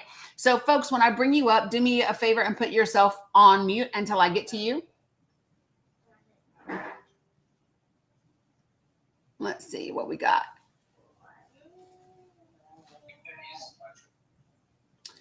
Good morning, Miss Nina. How are you? I'm doing well. How about you, Danny? I am doing great. What you got for me today? No, thank you for bringing me up. I just wanted to come and say hello. One of my followers sent me one of your lives, and I love listening to you. You always got information on point. And thank you for clarifying that, because I've been in a lot of panels. I was holding off going, because obviously I'm brown and I have a brown son that looks just like me, that I've been holding off basically for 6 months not to go out. Mm-hmm. But he wanted to go out on Saturday, and I said, well, I'm not gonna let him go alone. So we went, we ended up in Georgia. We're in Florida, but it was in a small whitey town. We had, like the trumpets here on TikTok. You get a few of those over there too. So, and I just, just wanted to give you your props for what you're doing, and that's what it's about. We need to, have that solidarity and realize that what you just said is what I've been saying since 2016. This is not about Mexicans. This is not about undocumented. This is not about immigration. This is something that is coming for all of us. Yep. And we can't afford to pretend. And I talk to people that I know, and they're like, no, you can't care about other people's problem. And I'm like, that's the problem, that you guys think that this is other people's problem. And it's not. This is our problem. Yeah. Because when they come from one group of people, I said it in 2016, who's next? After they're done with the immigrants, who's going to be next? And that's the point. That's where they would like to go. And I think that people need to understand that you might think, oh, it's okay because they're only targeting, this particular group of people. Every attack on a group of people's rights is an attack on everyone's right, because it establishes precedent, and precedence is incredibly important for how we move things forward. So just saying. Yeah. Exactly. Yeah, but I appreciate you. If a 20 and a 21-year-old can understand that, and I think all of us must understand that. And I'm not telling people that are not able to walk and go, but there's a lot of us that are, and your strategy is perfect. And we ended up in a whitey town, and there was solidarity there. They were saying immigrants are welcome here. They were saying there's no love, no hate. And the point is that we got to show these people that we don't agree with this, and they got to do something about it. Yes, 100%. We have to stand up to tyranny, because that's what's going on, and they're gonna go run away with our money, and they're gonna leave a disaster in our home. Right, 100%. Yeah, and the good thing is that so far the country is showing up, and so are the federal courts, and so those are the two things that we have to. Those are the two things that have to hold the line until we can get to the midterms. Yep. The people and the judges. So, but I appreciate you for joining me, Miss Nina. You are welcome back anytime. Yeah, I was just answering Miss Eddie, which is the one that she's been wanting me to talk to you for a minute, and I haven't been able to.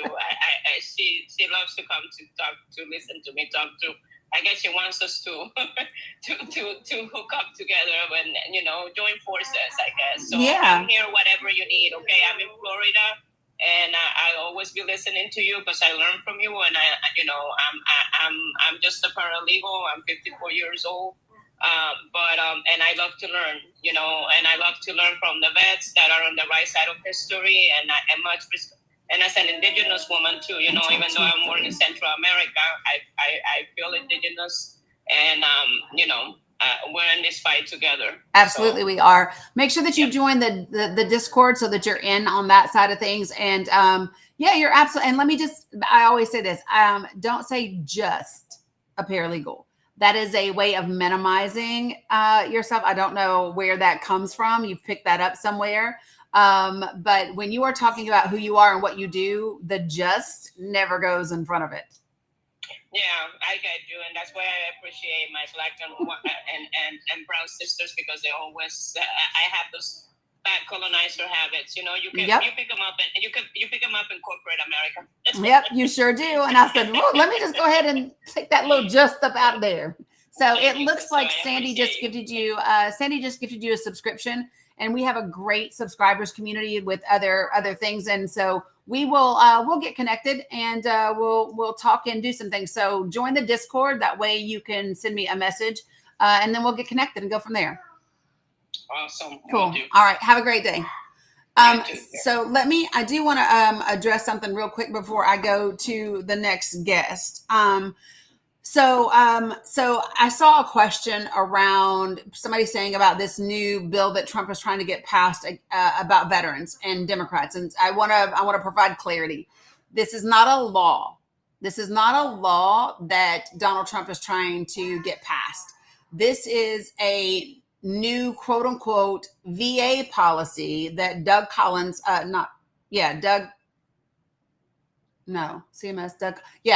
that he has rolled out in response to a January 30th executive order, right? And what it does is it will allow VA hospitals to refuse to treat unmarried veterans and Democrat. I don't like the slant of this. And so what I want to do is, before I talk about it, I actually want to read the policy, right? Because I want to be careful of the slant. I want to be careful of the slant and what it is. And so before I talk about what it So here's what I love about my life, just the coinky dink. So I'm reading this article. I'll be damned. So I'm reading this article, and there's a name that I know. So I know this name, Dr. Kenneth Kaiser. Now I'll tell you where I know the name, Dr. Kenneth Kaiser. Dr. Kenneth Kaiser, who was the VA's top healthcare official during the Clinton administration, is also someone who weighed in. Hold on, I just need to make sure it is the same person, because I'm almost sure that it is. Give me a second.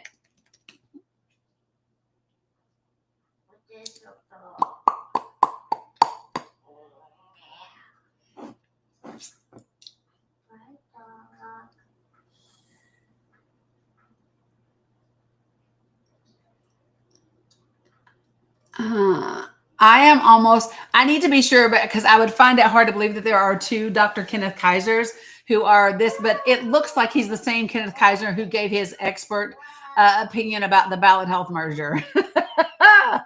So that tickles my fancy, but let me do this. What I want to do is I want to actually read the VA policy itself, because it is, let me see if this is it. Oh, because this policy was mainly meant to attack trans individuals, is what it was mainly, meant to do. So I would have to see how the policy was rolled out. Here's what I will tell you, folks, is I doubt very seriously you're going to find a VA doctor that's going to refuse service to a veteran. because they're not married or because they are quote unquote a Democrat. Number one, I don't know how the fuck they would know that, because in all the times that I have been treated at the VA, nobody has asked me my political affiliation. No one. And it would just open them up for lots of lawsuits. So I'm just saying, this is one of those things where there'll be lawsuits, they will lose in court. It'll be one of those damn things. So having said all of that, let me go ahead. Good morning, Oath Based. How are you? Good morning, Danny. I'm good. How are you doing? I'm doing great. What you got for me today? Oh, nothing. I heard your little conversation you had about the deportations, and I just had a question for you. Should a country be able to create any kind of restrictions about its borders and who it allows in? Every country has, most countries have immigration laws, just like we do. Yeah, so you believe that they should have some kind of laws? We do have laws. But you agree with those laws, like that a country can and should be able to enforce its own borders? I think if a country desires to create laws around its border, then they're able to do that. Yeah, if they can, then they should. If that is what that particular country desires, right? Then that's up to that country. Okay, so you believe in democracy. Like if most of the people voted for this politician that wants, less immigrants to come in, you agree with that decision? I don't know what you mean. What do you mean? Well, if it's a democratic country, then they elected a representative, right? So and then you would agree with that country then, correct? Well, so let me be clear. We are a democratic constitutional republic, right?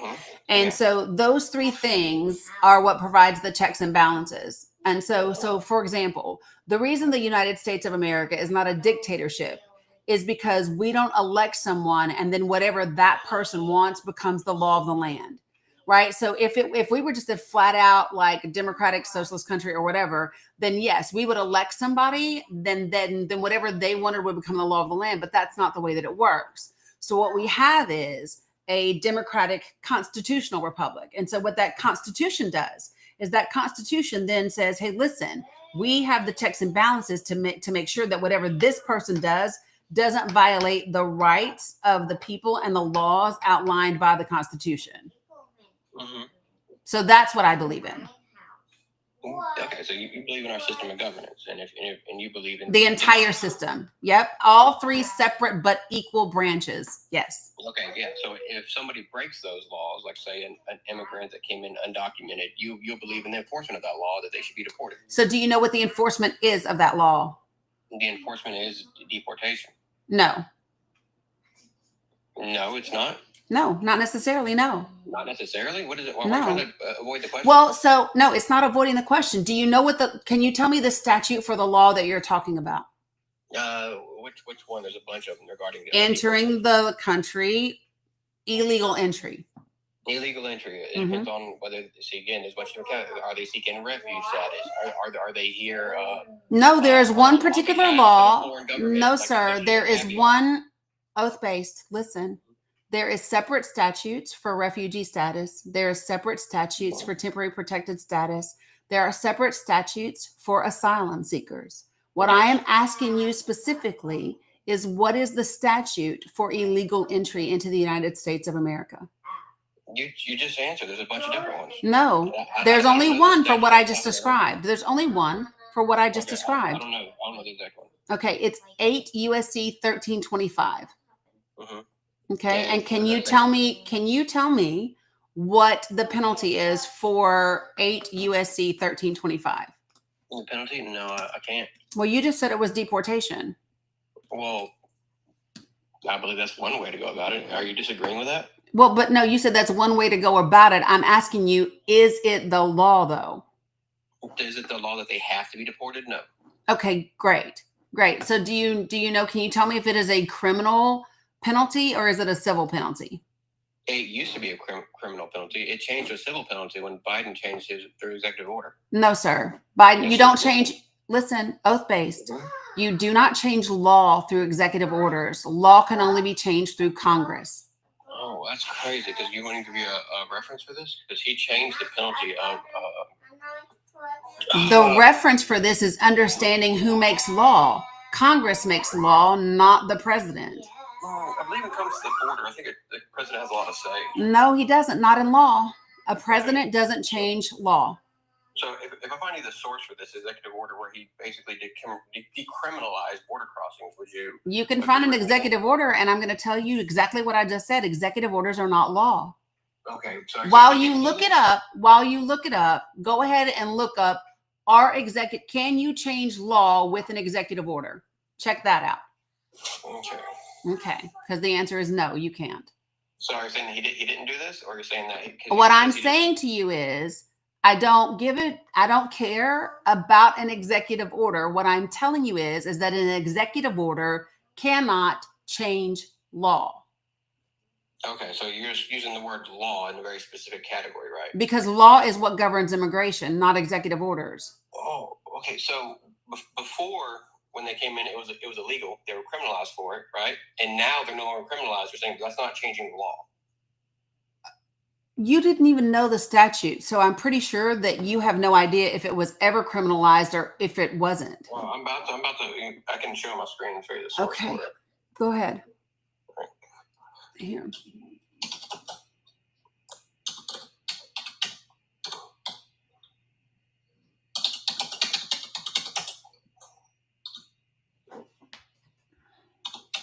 Now, once I do this, will you then? Just do it, and then we're going to keep going. Oh, you don't want to. Because I've already said what I said. You guys, this is not oath-based first time here.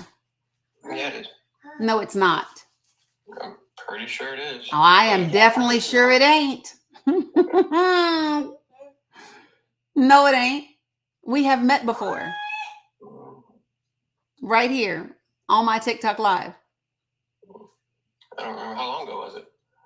I don't know. But I'm waiting on you. Yeah, I'm looking it up. Okay, go ahead.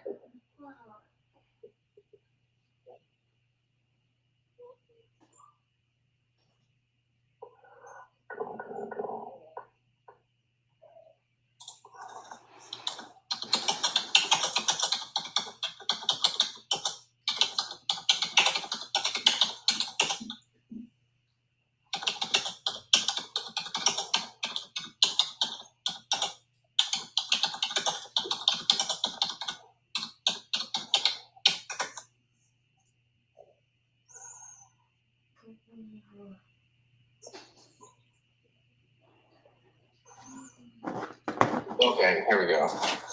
Okay. Okay. This law makes it a federal misdemeanor to enter the United States. No. I need you to share your screen, please. Okay. Thank you. Carry up to 6 months to 2 years in prison. I would like for you to share your screen, please. Oh, you looked up the law? I already know the law. I'm waiting for your executive order that you were looking for. Did he change? No, I am waiting for you to pull up Joe Biden's executive order that you are discussing. I know the law. I'm the one who told you the statute.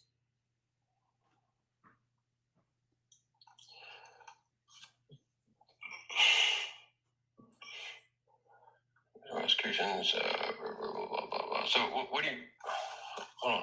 So you admit that it is a crime to cross our border, right? Oath-based. I am waiting for you to share your screen and show the executive order. Okay.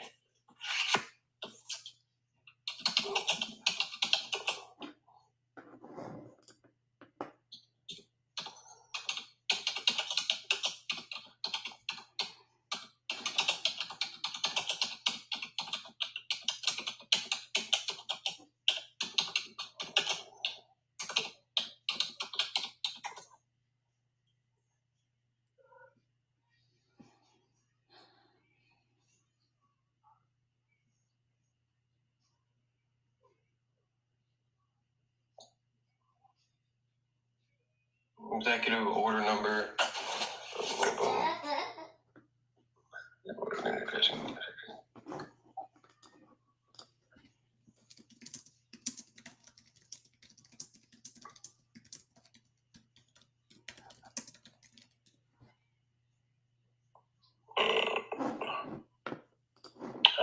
find it right now, but it was there. But that's beside the point. No, it's not, because that was your entire point. Your entire point was that Joe Biden changed immigration law and he decriminalized illegal entry into the country with an executive order. That was your entire point. Oh, yeah, but that wasn't the substance of the point. The substance, my original substance was that it was a criminal. But no, see, you can't do that. So here's the thing. So let me show you the difference. Okay. Let me show you how to do this. Give me 1 second. So I'm back on the big screen, right? And what I'm going to do is what you didn't do. Right. Okay. So let me share my screen everywhere. All right. So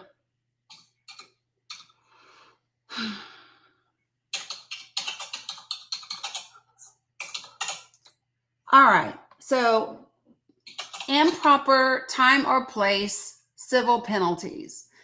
An alien or unauthorized immigrant who is apprehended while entering or attempting to enter the United States at a time or place other than as designated by immigration officers shall be subject to a civil penalty of at least $50 and not more than $250 for each such entry or attempted entry. It is a civil penalty if you enter this country illegally. That would be the same thing as running a stop sign, getting a speeding ticket, something along those lines. That is what 8 USC 1325 says about entering the country illegally. What I will also show you is the question that I told you to look up. Can you change law with an executive order? The answer is no. Absolutely not. No, you said it's just a civil penalty? Yeah, I mean, I just showed you the law.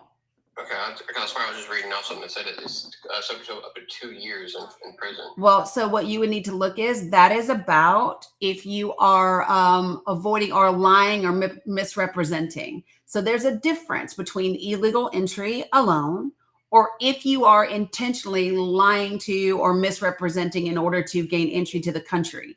And that up to 2 years is only on your second offense. Yeah, I said imprisonment for up to 2 years for and subsequent offenses. Yeah. Yep. See, subsequent. Improper entry is what it's called. Yeah, but nope. There's several semicolons there.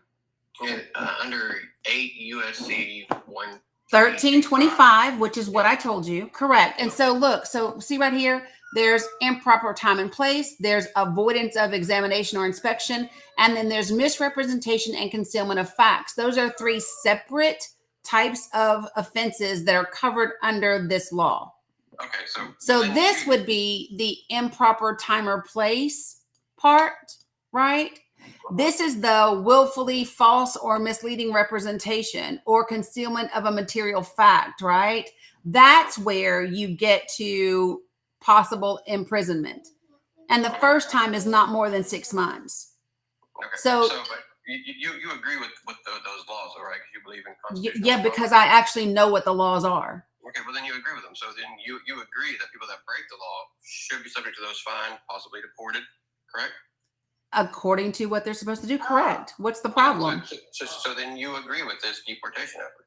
No, I don't. Why not? You agree with the law, but you don't agree with because you clearly, number one, you're talking about a law that you didn't even know existed until I told you existed. The reason why this deportation process I don't agree with is because it actually violates the 5th and the 14th Amendment. So you have to understand that while this is an immigration law, this law cannot violate the Constitution.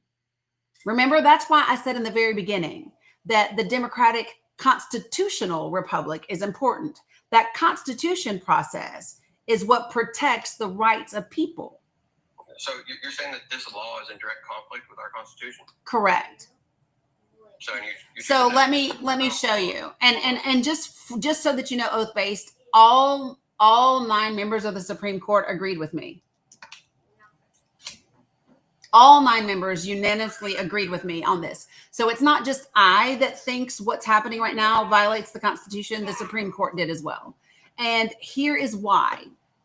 And this is, again, where knowing semicolons and grammar and punctuation is important, okay? Because it says the 14th Amendment, Section 1, all persons born or naturalized in the United States and subject to the jurisdiction thereof are citizens of the United States and of the state wherein they reside, period. So that is one full, complete sentence, right? That simply says if you're born here or you're naturalized and you're in the U.S., then you're a citizen of the United States wherever you reside within the United States, right? Hold on. Are you taking that to mean people that come? Could you don't interrupt, please? I'm clarifying this first sentence. And this first sentence is pretty clear. It is specifically talking about all persons born or naturalized are citizens, right? Now, here's the second part. Here's the second sentence. No state shall make or enforce any law which shall abridge the privileges or immunities of citizens of the United States. That is a full independent clause that says a state cannot violate the privileges or immunities of citizens, right? And then it says, guess what? Nor can states, so this means you can't do this, nor can you do this. And what that says is, nor shall any state deprive any person, not citizens, but any person of life, liberty, or property without due process of law.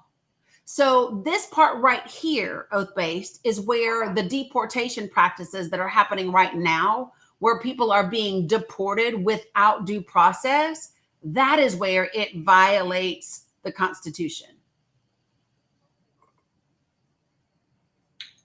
And you said the Supreme Court decided with you that when they say any, they mean all people are categorized under this.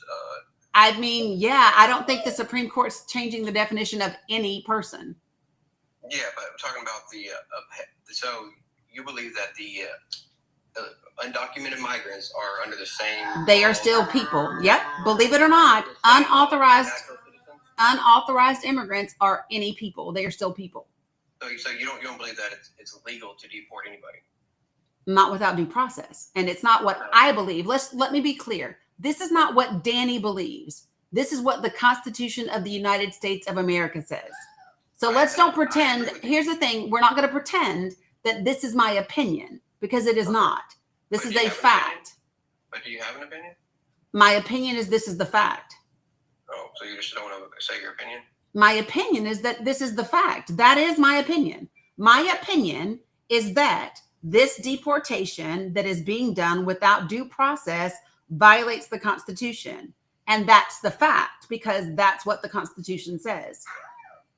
So you believe that deporting somebody is going against the due process? Oath-based, do you know what due process is? I understand what due process is. Can you just share with me what due process is? It means that there's a process through legal systems, right? What do you mean there's a process through legal systems? It means that there has to be a process carried out to verify the person and verify their actions, and then the appropriate measures are then enacted on. Right. It means that they go through. That means they appear in court, right, where evidence is considered and determined. Right. That's due process when we go to court. Like, people go through due process. Like, okay, so here's an example that you might be able to understand. So due process is like when the state of New York accused Donald Trump of committing business fraud, and he got due process where he was charged, and then he went to court, and then they put forth evidence. He provided a defense, and then that he was found guilty of 34 counts of fraud. That is due process. Yeah, I understand what due process is. Basically the same thing I said. You just use more words to do it. All right. So, but we're going to break down your claim here that it's not my claim. It's not my claim. We're breaking down the Constitution, not my claim. You don't believe that the this is not my claim. Oath-based. You're not going to do that. You're not going to say we're breaking down my claim. No, we're not breaking down. I'm not claiming anything.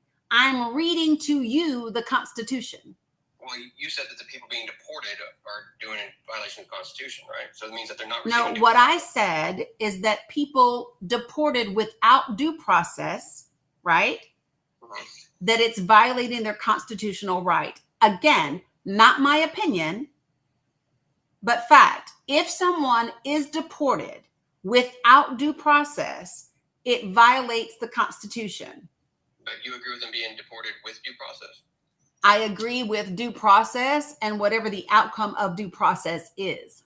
So if we do round up all the illegal immigrants and find them to be here illegally, they do I don't process, listen. and then to deport I them, am not Miss Cleo. What are you talking about right now? Like, listen to me. I have clearly said this. I don't know any other way to say this. Okay. What I support is any person in this country having due process and the outcome of that due process being adhered to, whatever that is, regardless of who the person is. So here's what I'm not going to do is play hypotheticals because they're not important. I don't know what will happen, how it will happen. What I do know is that if it happens without due process, it's unconstitutional. Therefore, it is unlawful. And that I don't support. Okay, I can agree with that statement. Okay, I just don't think you made the due process point clear at the beginning because you said that they were already doing this deporting without due process. Because they are. The Supreme Court already said so.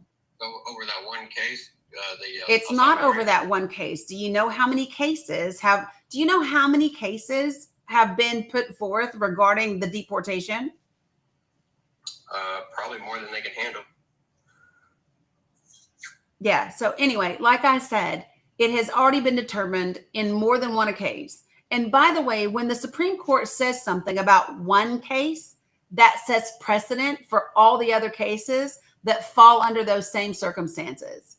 So for anyone else that has been deported without due process, the Supreme Court's decision would also apply to them because that is now the legal precedent in the country.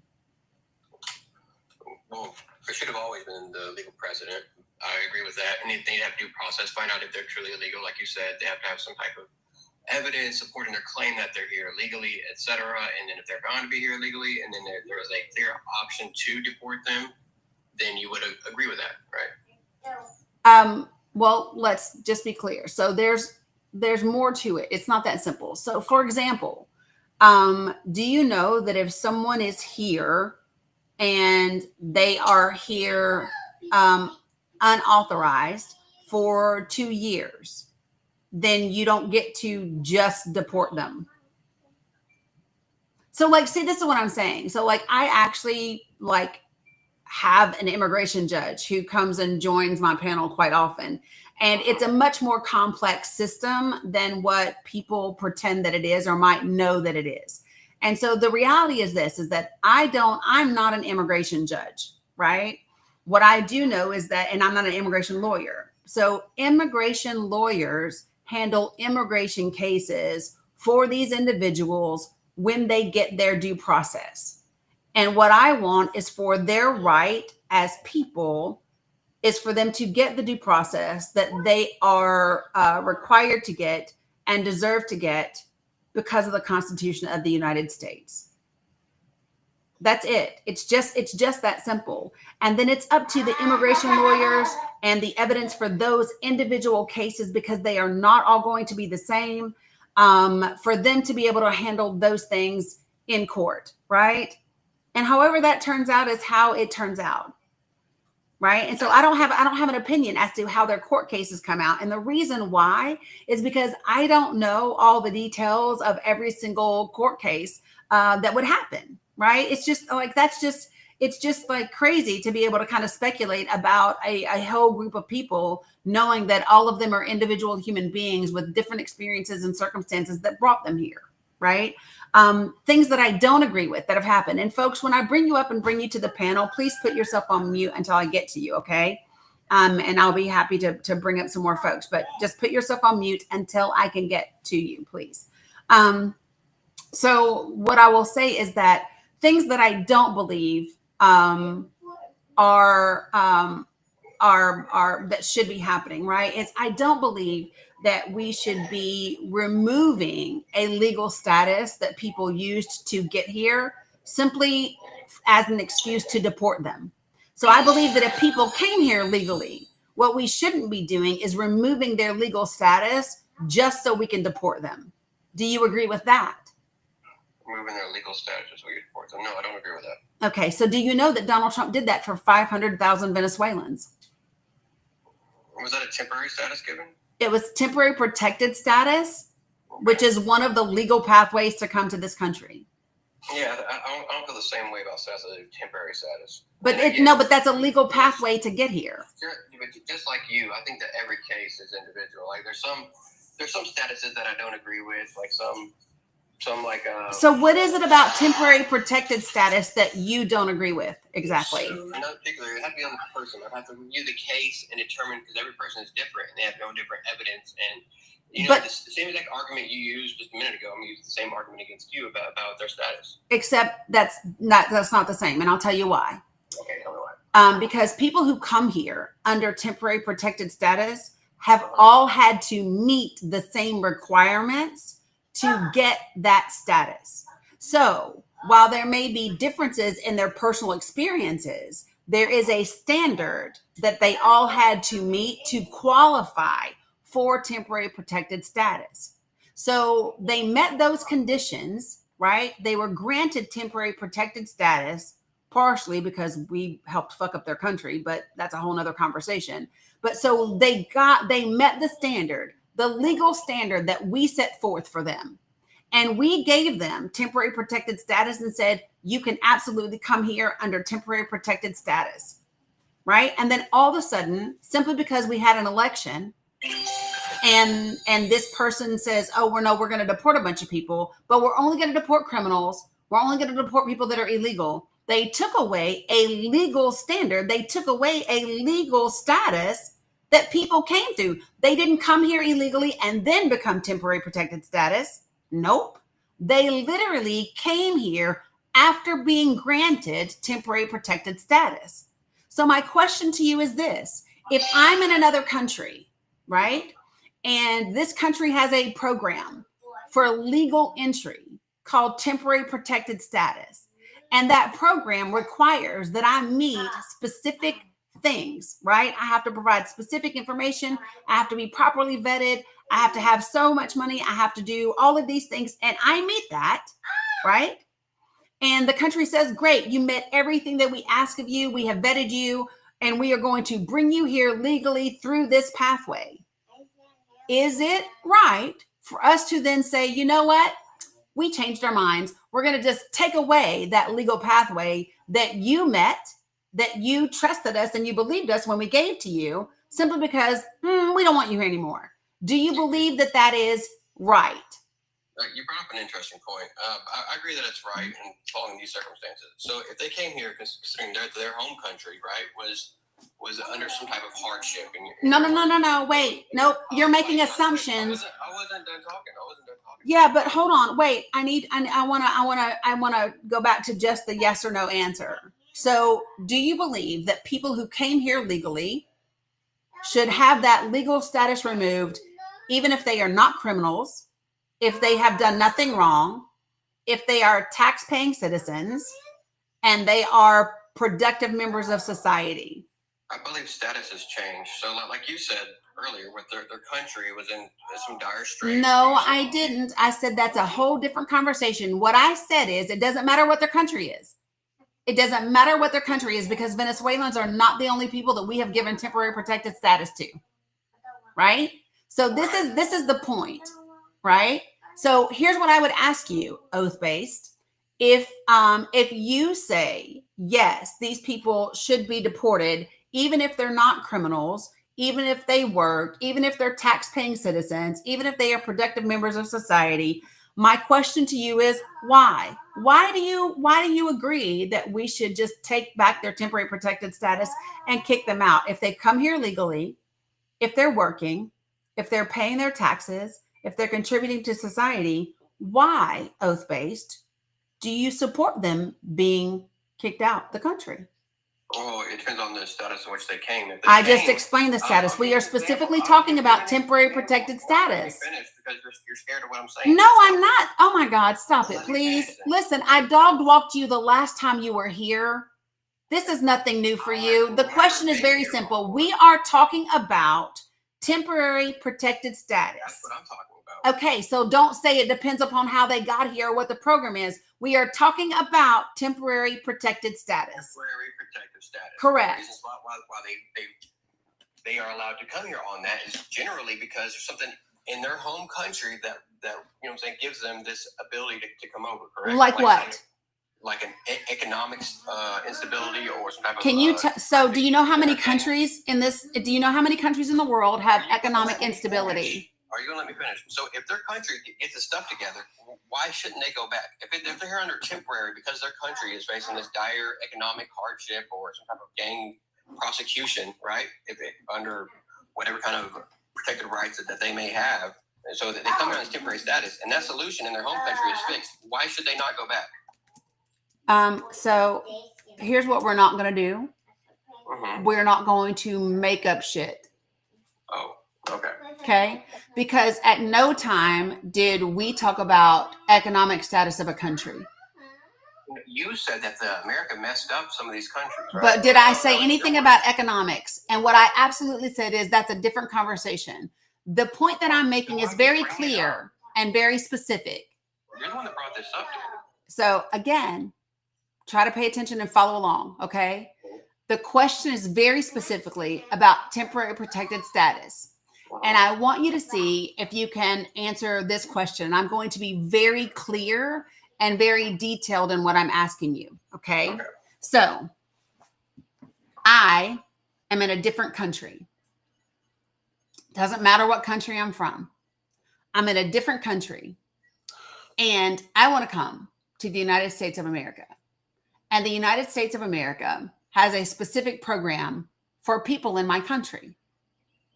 And that program has specific requirements that you have to meet in order to be able to go there. Okay. And I apply for that program that country has, that America has, so that I can come there. And it turns out that I meet every stipulation that you want from me. Every requirement that the United States of America has for this program, I meet.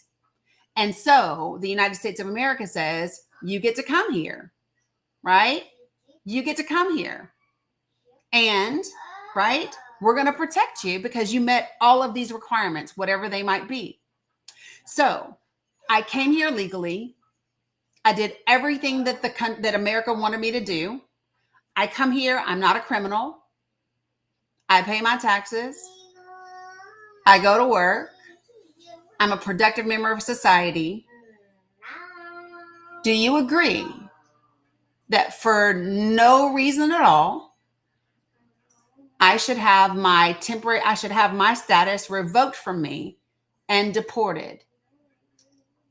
No, but what you're referring to is normal immigration.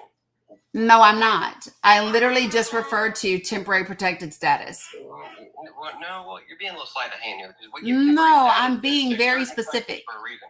Why do we give temporary status to certain countries for a Well, reason? you tell me. Well, it's because their countries like Haiti or El Salvador or Venezuela are facing severe punishment to their citizens or severe hardships to their citizens. So we grant certain citizens in these countries temporary status to come here. But if it's on stipulation, if that country straightens itself up, they go back. So if Haiti right now were to stop its craziness going on, the Haitians that are here under temporary protective status would no longer be validated in that temporary protective status, now would they? So can you share with me who is eligible for temporary protected status? Now, if I'm being really honest with you, I stopped listening because you were saying stuff that wasn't true. So yeah. So let me ask you this question, oath-based. Do you know how long we have had temporary protected status? Why is that relevant? Well, because we have temporary protected status because it was created through law. So it's not a policy, it's actually a law. So the Immigration Act of 1990 created temporary protected status. So that means it's a law. Okay. And people have to follow what that law says in order to qualify for the program. So if I came here through a law for this country, right, that means I met whatever the law outlines for that particular program, for that particular legal pathway. So you don't agree with my assessment of temporary protected status? That it's No. not reserved for countries facing severe economic or prosecution? No, because that's literally not what temporary protected status is for. Mila, can you open the door for your mommy? So let me be clear. So temporary protected status is for nationals of specifically designated countries that are confronting an ongoing armed conflict, an environmental disaster. Open it for mommy. She's coming. Or extraordinary and temporary conditions. Economic conditions. No, did I say fucking economic? It can be economic, can it? No, I'm literally reading the damn law. It doesn't say economic. It can be economic. Okay, dude, make up whatever you want to. Okay, well, fair enough. Regardless of economic or not, but those positions are temporary, correct? Like an environmental disaster doesn't. Do you know how long they are for? What, 7 years or up to 20 maybe? I don't know. Why does that matter? Right, because it matters. Because when you are granted temporary protected status, it is for a specific period of time, right? And so what should not happen is for someone to arbitrarily take that status away from you for no damn reason, just to deport you when you met every qualification for the law as required by the country. Now, you say qualification as if like the environmental disaster is not a qualification. Is that a qualification to get under this? Okay, so let me I'm going to talk real slow and I'm going to see if I can help you out here. Okay, so the countries are chosen based on those things. So let me say, not the people, but the country. Right. So there are specific countries that are confronting ongoing armed conflict, environmental disaster, or extraordinary and temporary conditions, right? Now, the people have requirements that they as individuals must meet. So those people met the damn conditions. To be here temporarily. For the specified period of time. So you can't arbitrarily take it away. But if those conditions are no longer needed, like say if there's a... That is not what happened. What do you mean it's not what happened? Well, because did you hear what I just said? You're being disingenuous now. No. And you're being intentionally obtuse. No. What it is I guess you didn't understand the meanings of temporary because you're saying like... Hey, I know what the meaning of temporary is. Do you know what the meaning is? It's for the designated period that they were legally guaranteed when they fucking came here. Yeah. As long right. So what you don't get to do is decide. If you say I get to be here until 2028, right? Right? And nothing has changed back home. Because if it had changed back home, you wouldn't have said, I need to be here till 2028 to start with. Right? Right. Because we have a time frame in which we expect it will take for whatever is happening back home to be resolved. And if it's not resolved within that time, then we extend it, just like Donald Trump just did for the Ukrainians. See, they had temporary protected status through April of this year. But guess what? Russia and Ukraine are still in conflict. So they extended it, right? For another, 19 months. So that is the way that it works. There's a reasonable time frame in which we expect for those things to be resolved. And when they are not, then we just extend it. That's the way that it works. So what doesn't happen is if you say I get to be here till 2028, for you to say in 2025, you know what? I just woke up today and decide I don't think so. I just want to end your temporary protected status, even though you haven't done shit wrong. You're not a criminal. Your country's still in shambles. And the reason that you got here is still happening, but I just want to kick you out. Are you telling me you support that? If that country is still in conflict, then no. But if the conflict has been resolved, or the okay, but the conflict hasn't been resolved. Yes. Okay, so what I'm telling you is that the conflict hasn't been resolved. In El Salvador, it hasn't been, Or which I didn't talk about El Salvador. But well, you brought up a case. I'm assuming. I did. Okay, so which I case were you did. referring to? Listen, here's the thing. Was it not El Salvador? Jesus Christ. No, it wasn't. Which one was it? No, I'm not. Well, so you didn't bring up a specific case? Yeah, no, I did. I'm just not telling you again. You should have listened the first time or been better prepared to have this conversation with me before you join my panel. Because it is clear. So let me just explain to you what has happened since you joined the panel. You joined the panel talking to me about immigration law, except you didn't know the immigration law that you were referring to. I gave you the code, and then you claimed that there was an executive order that changed the law, even though you legally cannot do such a thing, right? Because executive orders don't change law. And then, right, then you wanted to talk about another thing that you do or don't support. So here's the problem, is you've come up here saying a bunch of things that aren't accurate at all. I have had to clearly educate you as to what the Constitution says, as to what immigration law is, as to what the definitions of temporary protected status are, what the countries have to meet, what the individuals have to meet. So my question to you is, do you know anything actually about immigration law, or do you just not like immigrants? It depends on the person, but regardless. Well, what does it depend about them? Is it the shade of their skin? No, it's not if they're good people or not. See, why would you make that assumption? I didn't make an assumption. I asked a question. No, but you could. I would have kept going. Is it their gender? What is it? It could be their gender. So who do you not like? What gender do you not like? Z's and Zers, specifically. I don't know what Z's and Zers are. Exactly, neither do I. Well, because Gen Z's is a generation. Okay. All right. Well, I'm break down for you easily. Okay. So temporary protected status is given temporarily. You're saying that people are arbitrarily undesignated people under this temporary. I'm not saying it.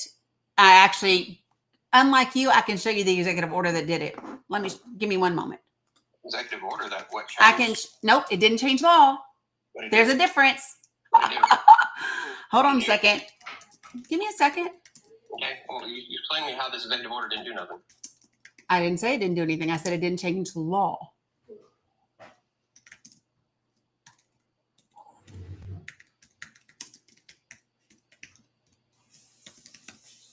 Da, da, da, da, da, da, da, da, da, ba, ba, ba, ba. Ba, da, ba, ba, ba. What, baby? Yeah, I know. She's helping get us ready because you guys have Bubby and Sissy have physical therapy. Okay, here we go.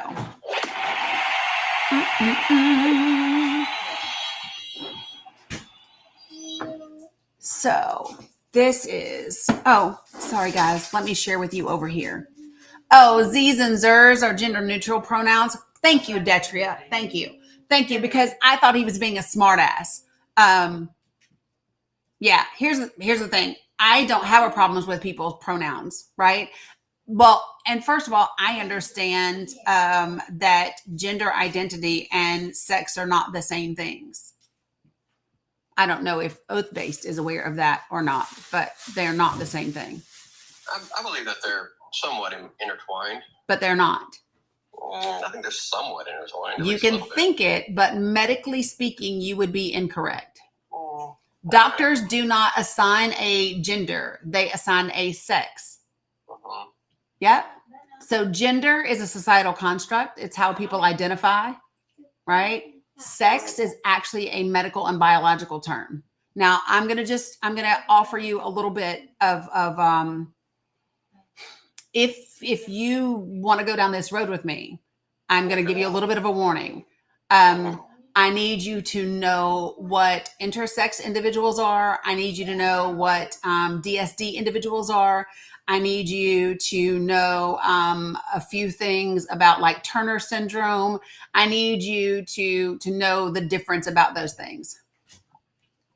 I knew everything except for Turner syndrome. Besides that, I understood everything you said. Okay, so tell me what, because Turner syndrome is actually an example of a DSD individual.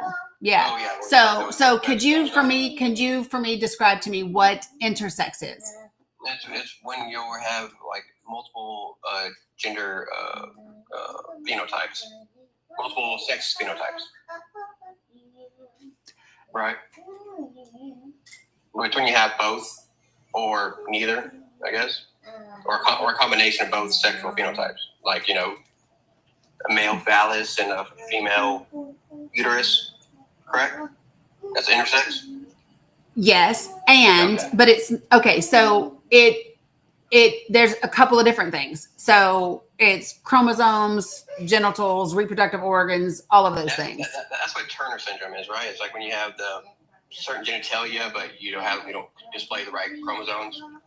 Turner syndrome, I believe, has X but no XX or no XY. Mm-hmm. Yeah. Like the boxer, Mia Khalifa, or not Mia Khalifa, the boxer and the Iranian. That was in the Olympics. She has the Turner syndrome, I believe. No, she doesn't.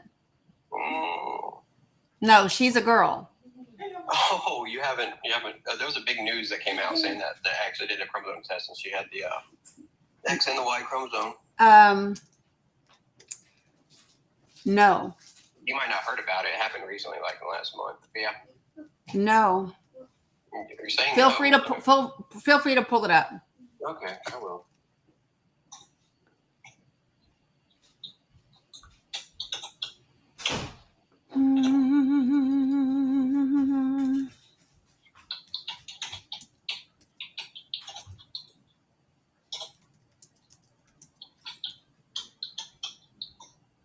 Because you're referring to Imani Khalif. Mm-hmm. Yeah, she lab results evidence of her biological sex as male. Could you please tell me what site you're on? Currently New York Post.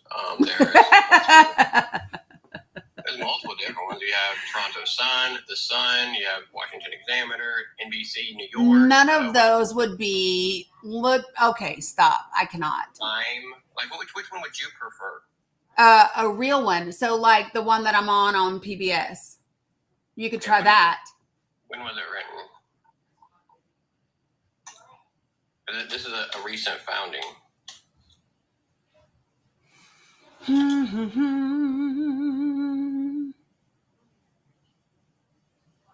Yeah, this is in 2024. This happened last month. So she was born. Okay, so let me just make sure that you understand something. She is a girl. Has always been born a girl. Yeah. Who supposedly did testing? Read it for you. And the NBC in New York. Or no, here we go. Here. Let's see what this is. New evidence about her biological sex. It says chromosome reveals male karyotype. I'm asking you who did test. 2023 World Boxing Championship. The World Boxing Championship. WBC. Imani Khalif? Imani Khalif, yes. Who? Where? Show me your site, please. Here, I'll even bring you up here. Let's go. Okay.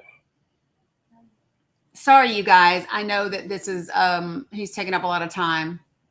No, I need to see the site that you're on, please. Okay. We have a bunch of different sites. No. The site that you were just on, the URL for the site, because I think that's the New York Post that you're on. Yeah. Right. Yeah. So no. No what? Like I just said, no. No, but there's different sites. Would you like me to bring up a different site that you would agree? Oh my Jesus. Is the time so do you understand that if she is from a country where she would literally be unalived for being what you are claiming? She is literally from a country where she would be unalived for being what you are claiming. I don't think that's true. Well, you don't think a lot of shit that's fact. So that's where she's from. I believe that they're more tolerant to trans than they are to homosexuality. So a lot do you understand that homosexuality has nothing to do with your sex? But regardless, you said they should be unalive for this thing. Okay, let me help you out again. Homosexuality has nothing to do with your sex. I'm not saying that it does. You just did. You just said that they were more against trans than homosexuality. Homosexuality has nothing to do with this conversation. Well, you said it should be unalived for. Because she would, if what you were saying is true. Well, this is what it's not me saying it. You act like it is you saying it. It's you and the New York Post that is just so full of shit. I can't. It's also the Time. So magazine. again, no, it is not. Listen, read the damn articles. She is a cisgender woman. She is not trans, right? There has been absolutely nothing that says she has anything in terms of her chromosomes. And what the International Olympic Committee said quite clearly is that she met every single requirement to compete. So you're wrong. Yeah, but they didn't do chromosome testing. Well, for fuck's sake, what part of this do you not get? Why can't you admit that you were wrong about this? Because I'm not. Because I'm not. Are you saying that she didn't have male chromosomes? Is that what you're saying? I am saying that there has been no testing that shows that she has male chromosomes. Correct. That's what I'm saying. What source would you agree with? The IOC? I just quoted the damn IOC. That's the International Olympic Committee, bro. Okay. All right. So that's the only one that you would accept is the IOC's. Well, considering that's where she competed. And you will not find anywhere that has any other testing for her. None. You won't find it. You will not find it. We'll have to agree to disagree. No, we won't. You can agree to believe your fairy tales and live in hate. I am not agreeing to disagree because I like facts. You like facts only supported by yours. Listen, she participated in the 2021 Olympics. She participated in the 2024 Olympics, right? And in multiple other women's tournaments. In like a ton. Do you know what country she's from? Iran, I believe. No. No. No. She's from Algeria. Algeria was close. What? It's close. What makes Iran and Algeria close? Geographics. I don't know. They're in the same Middle East area. I cannot. Wait, is that not true? I cannot with you, dude. Okay, regardless, okay, you believe that... I would say that the United States of America... Wait, based on your generalization right now, if we're going to talk about geographic proximity, then that means that the United States of America and Mexico are about the same thing. Because we're geographically close. I mean, they're both considered America. No, I am saying that America and Mexico are the same. We're the same because of proximity, geographic proximity does it. Listen, so I need you to, are you fluent in Spanish? Are you fluent in Spanish? Danny. Are you fluent in Spanish? I need you to learn Spanish right now so that you can be like, yes. Spain is in Europe, regardless, okay? Mexico is part of something called North America. And Danny didn't know that Mexico was that was embarrassing. Can I tell you that Algeria is located in North Africa and Iran is located in West Asia? You make it sound like they're just like... I make it sound like Africa and Asia are not the same damn continents. That's what I make it sound like. All brown people are not alike, and they're not all related, and they don't all look alike. That's like saying Egypt and... Egypt is in Africa, bro. Yeah, but like... But Egypt is in Africa, bro. Egypt is in Africa. Yeah, I agree. Yeah, and so there you go. So Africa and Asia, not the same places. Not the same places. Palestine. So what does it mean? Not the same places. Okay. All right. Okay. Anything else you want to be wrong about today? This argument, so you're trying to jump to another one. No, you brought up this argument. I never asked for the geographic location of Algeria. Do you know the distance between these two? 4,971 kilometers. Okay. Okay. Which is 3,096 miles. Not close. What is that? What is that to do with Not close. You said they were geographically about the same. And I said, you said they were about the same. And I said, how are they about the same? And you said they're geographically close. And I said, no, but they're not. Closer to each other than they are to America. So, What does that have to do with anything? that means that they're similar in area. No, they are not similar. Asia and Africa are not similar in location. Okay, you're right. They have no cultural or trade or nothing. They're not the same at all. See, you just like to group all brown people together. They are not the same. Okay. Yep. Okay. Anything else that you want to be wrong about today? Because I only have, so in all fairness, I only have 20 more minutes. Hold on. I want to bring back to the point. Is Mexico a part of America or not? It's part of the continent of America. Oh, is it? It's not part of the United States of America. No, I never said it was, but you acted like it wasn't America. No, I didn't. That's what you said. No, I did not. You can listen. You keep trying. Keep trying. Keep trying. Keep trying. Keep trying. You might find something that you can be right about, but not yet. I'm right about Mexico being part of America. I never said Mexico wasn't. I'm pretty sure Khalif had that chromosome that fits a male. And I'm pretty sure she didn't.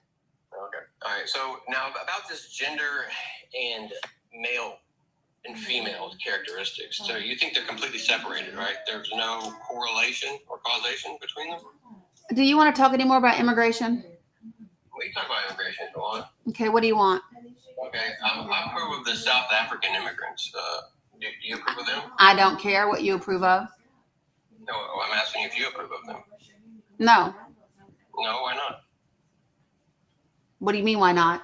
Because there's no G-side happening in their country. Oh, so you don't think we should grant temporary protected status to people in South Africa? Not when it doesn't meet the law standard. The law standard? Yes. Okay. It's a pretty vague and broad law, though, is it not? No, it's not. It's very specific.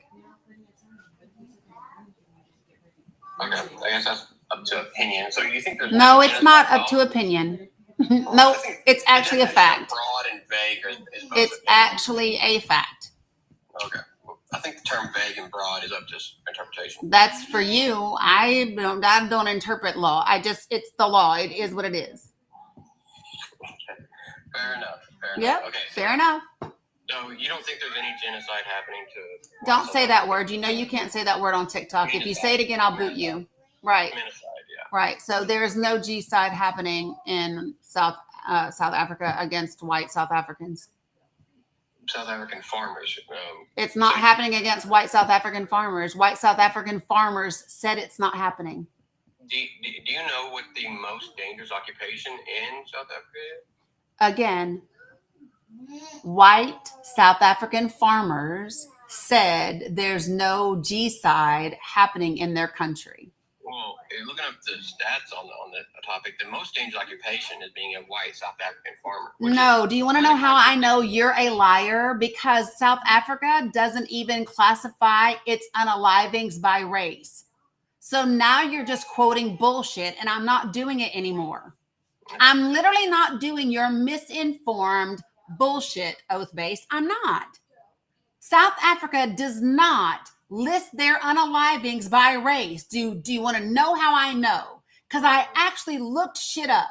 You have come up here. You don't know a single thing about immigration law.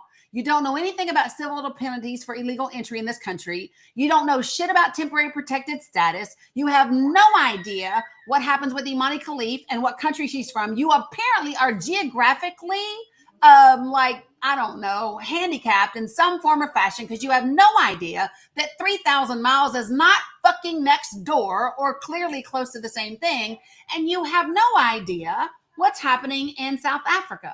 Danny, I have a question. So regardless of what the stats the police reports put out, they can look up how many white South African farmers there is, right? And that they can list how many white South African farmers have said there's no G-side happening there. There's some that say that there is. No, they don't. What do you mean they don't? It's not happening, and I'm not entertaining you anymore. Do you have anything else, oath-based, before I drop you? Yeah, it was a lovely panel. You're obviously very courteous, and I'm glad you approve of the deportation, and I'm glad you disapprove of anybody that doesn't look like you coming over. That's a pretty racist thing to do, but Okay. You're entitled to your opinion. Okay. Have a great day. Jesus. You know what? Listen, you know he's going to say all kinds of things that I didn't say because that's what oath-based does. That's what he does every single time. And for those of you all who are like, why did we keep him here for so long? It's because there are almost 600 people in this room, and there are other people that are learning from his misinformation, right?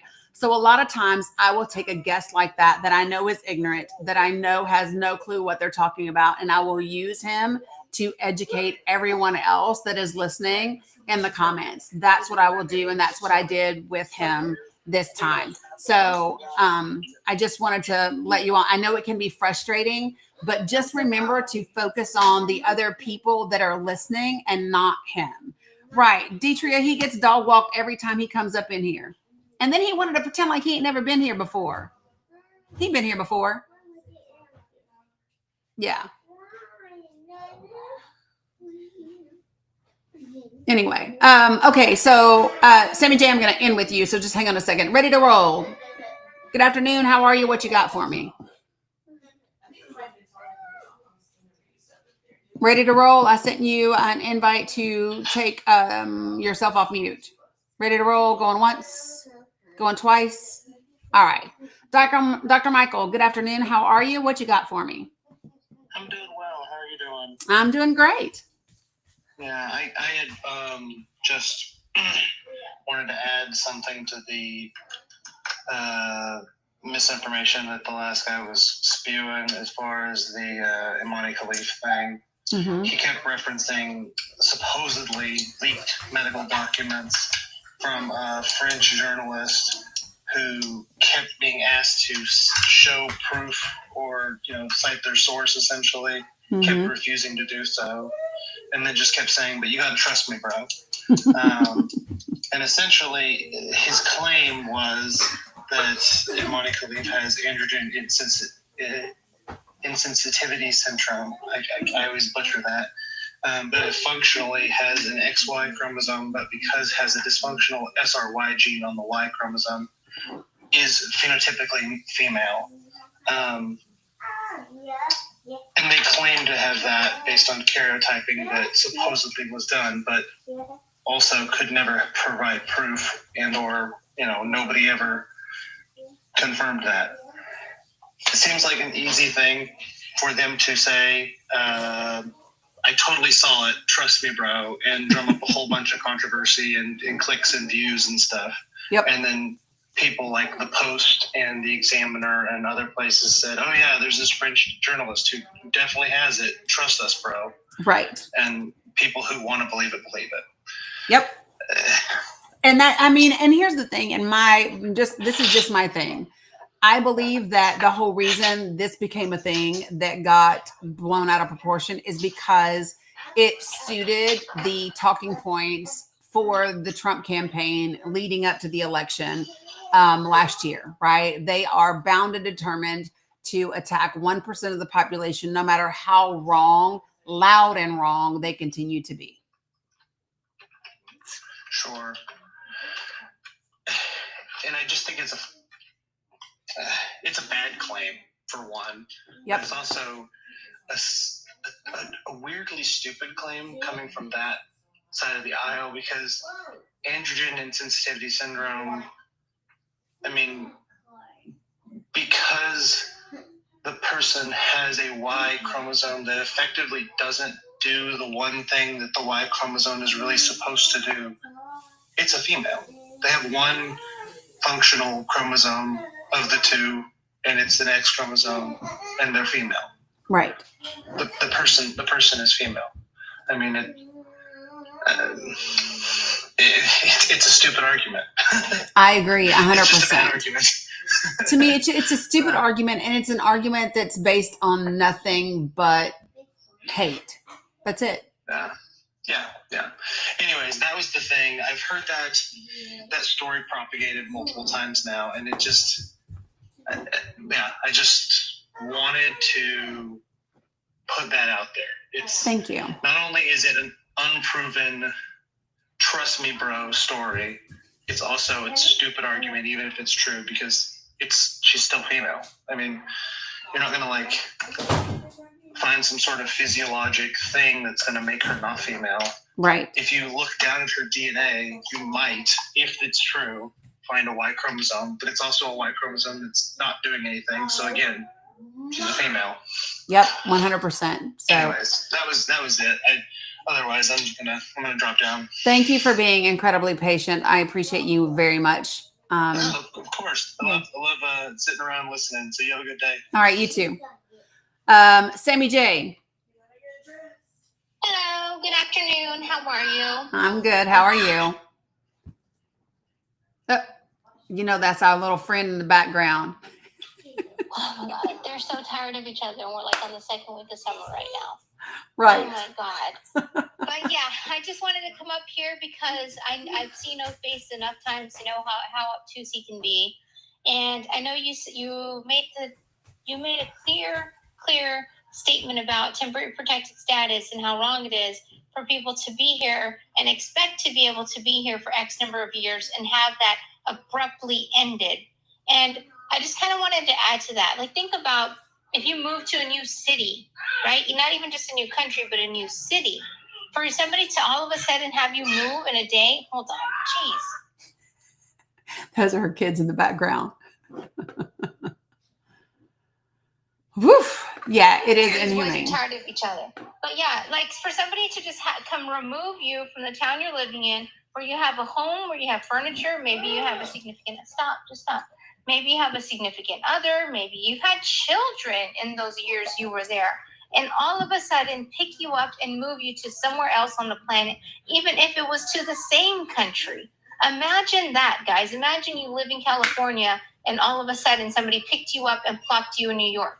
Whether you had a wife and kids or not, you have a life there. Yep. You have a life there, and you have plans, you have a lease, you have a mortgage. Like you build your life, and for somebody to suddenly go, yeah, I know we said you can be here till 2026, but get the hell out today. Like come on, like right. The humanity. Like how have so many people forgotten about the humanity of it all? Yeah, there has been pets. I saw the comment. There has been pets. I've seen some TikToks where they're like, how do I explain to this pet that they weren't abandoned or given up, but that their family was taken to another country by ICE?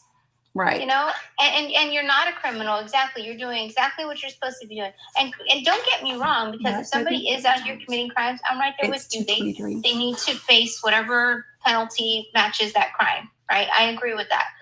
But if people are out here just living their lives and they've been told that they can safely be here for X number of years or months or whatever and to abruptly end that. And then he made the claim about like other places that things have changed. Dude, we've ended temporary protective status for people in Afghanistan. Yep. Afghanistan isn't fine yet. No. And now we're just doing it because we hate brown people. Yep. And he knows damn well that that's his point. That's why he was trying to trigger you by saying like, oh, I'm good with people from South Africa. What about you? Yeah. And he knows damn well why he's good with people from South Africa. Yeah, because they white. Like I said, O-Face likes to come in here and be loud and wrong, and he gets his ass dog walked every time, which is probably why he's only been to my live twice. Probably. Because he tried to pretend like he ain't never been here. Listen, I don't remember many people, but I remember your ass. Exactly. Same. And it's so funny to me. I'm going to hate real quick, but whatever. He wants to talk about trans people. I've never seen such a trans haircut but a mullet. The man's walking around with a fucking mullet. And that's trans to me. That's a little... Can't with you. Stop. Okay. Yes. There Stop. might be people with the mullet that I'm offending right now, and I don't want to. Right. Don't do it. So, so let me just, say this for folks. So, There was something that I saw. Oh my God, where did it go? Where did it go? Where did it go? So, Babs, yes, I already talked about the article about the VA, and I told people that before I comment about it, I want to read the entire policy for myself, not just an article on it. B, it's in response to an executive order that was done all the way back in January. C, I don't think that you're going to find a VA doctor that is going to participate in that. And D, I think you'll see a shit ton of lawsuits anyway. So there you go. So that's my thought process, because that executive order doesn't trump law, and the law governs what type of care veterans are allowed to get, no matter if you like the fact that we're Democrats or not. So just saying, you don't have to care whether I'm married or not married, right? None of that shit is, and that's why I said before we do any of that, we're just going to talk about the policy. So, Sammy J, did you have anything else, my dear? Just that I love that you always come on here and educate us and everybody, and keep doing what you're doing, because I know I don't have the patience, but I'm glad you do. And look, guys, I'm so proud of everybody that went out this weekend, if I can take a second to say that. The millions of people that went out there. And I know you've probably seen some of the same trolls I've seen try to say that it didn't mean anything, but it did. It did. If nothing else, people who have been standing against us are starting to see what the American people want and what the American people stand for. And that, Yes, all of that, Sammy J, all of that. I gotta go. Oh my God. Go ahead, handle it. Oh my God. Anyway, love you guys. I'm so proud of everybody. Love you back. Let me just say one more thing. Sometimes your protest is just showing up, speaking your language. Girl. All right, I gotta go. Bye. Okay, so let me say this. Somebody asked me, how do I know so much about the law? It's because I made it my business to research it, to accurately understand it, to look up court cases and that types of things. I don't like misinformation and inaccuracy. I like hate even less than that. So I wanted to make sure, thanks Hibiscus, that I provided accurate information. And so that is why a lot of the information is in my link tree. So everything that you heard me talking about with regard to immigration, it's in the link tree, right? It's available. Let me say a couple of things, because the two oldest grandchildren, they have physical therapy. So I have a hard stop in 3 minutes. However, I will be back once we get back from physical therapy. So what I would love, because there's a ton of you all that have requested up here, what I would love is if you all will join me back here. Yes, CJ, the Link Forest. And if you will join me back here, I would say at 5 o'clock, 5 p.m. Eastern Standard Time. If you can join me back here, that gives me 2.5 hours to get them to physical therapy, get them done, and get me back. That would be amazing. That would be fantastic. I would appreciate it, because there are still things that we have to talk about. I need to talk about some things that Donald Trump did after the unaliving of Representative Hortman and her husband Mark, and the and the pew-pewing of Senator Hoffman. I also want to talk about this very important story over here, which is about a pastor that is talking about, since U.S. aid being cut, his search for medication for an AIDS orphan. And so I want to talk about that a whole lot. Cam, I saw you say question. What's the question? Cam, while I wait for you to type the question, let me say one more thing. Somebody asked me, no, the stream link is different for a restream on the Facebook and YouTube side. Let me say this. Also, somebody asked me about the difference between Obama and Donald Trump's deportation practices, and I'll tell you the difference. So the difference is that Obama, there was a law that existed at the time. There was a procedure that existed at the time that allowed Barack Obama to do what's called expedited removals. And those expedited removals did not require due process. Now, what I will tell you is that the ACLU and a lot of other people were against what Obama was doing back then. There was a lot of outcry about it. There were a lot of people that were angry about it, but it was legal what he did. He was using expedited removals. And so while we don't approve of it, right, while we don't agree with it, because I certainly don't agree with it, I think the due process should happen. It was under something called expedited removals, and that's how he was able to do it. So I disagree with it. However, it was legal. What the Trump administration is doing is not legal, right? And so that is the difference between those two things. One was legal and shitty. One is illegal and shitty. And that's the quickest, clearest, shortest way that I can tell you the difference between those two things. Both of them shitty, one legal, one not. So hopefully that clears it up. I really do. I would like for everybody, if you're not following me on the socials, make sure that you are. I am on Substack, YouTube, TikTok, Facebook, and Blue Sky as at the Danny Cook. And then there's also a new podcast episode that came out yesterday. The podcast is The Danny Cook Show, and another episode will be out on Wednesday. So if you're not caught up on the podcast episodes, I would recommend that you get that, because another one is going to come out on Wednesday. Any other quick questions while we wrap this up?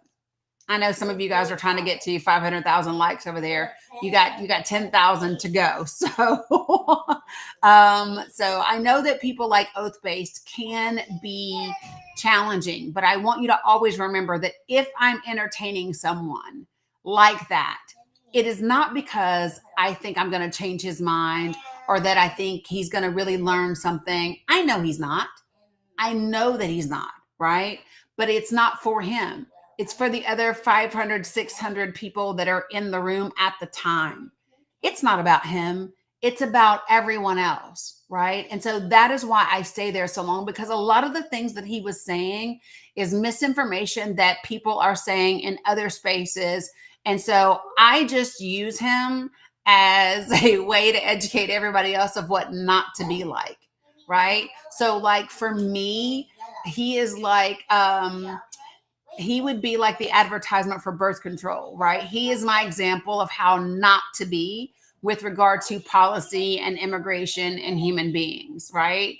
So that's how I use him in my space. And so that's the reason why I entertain him when he's here.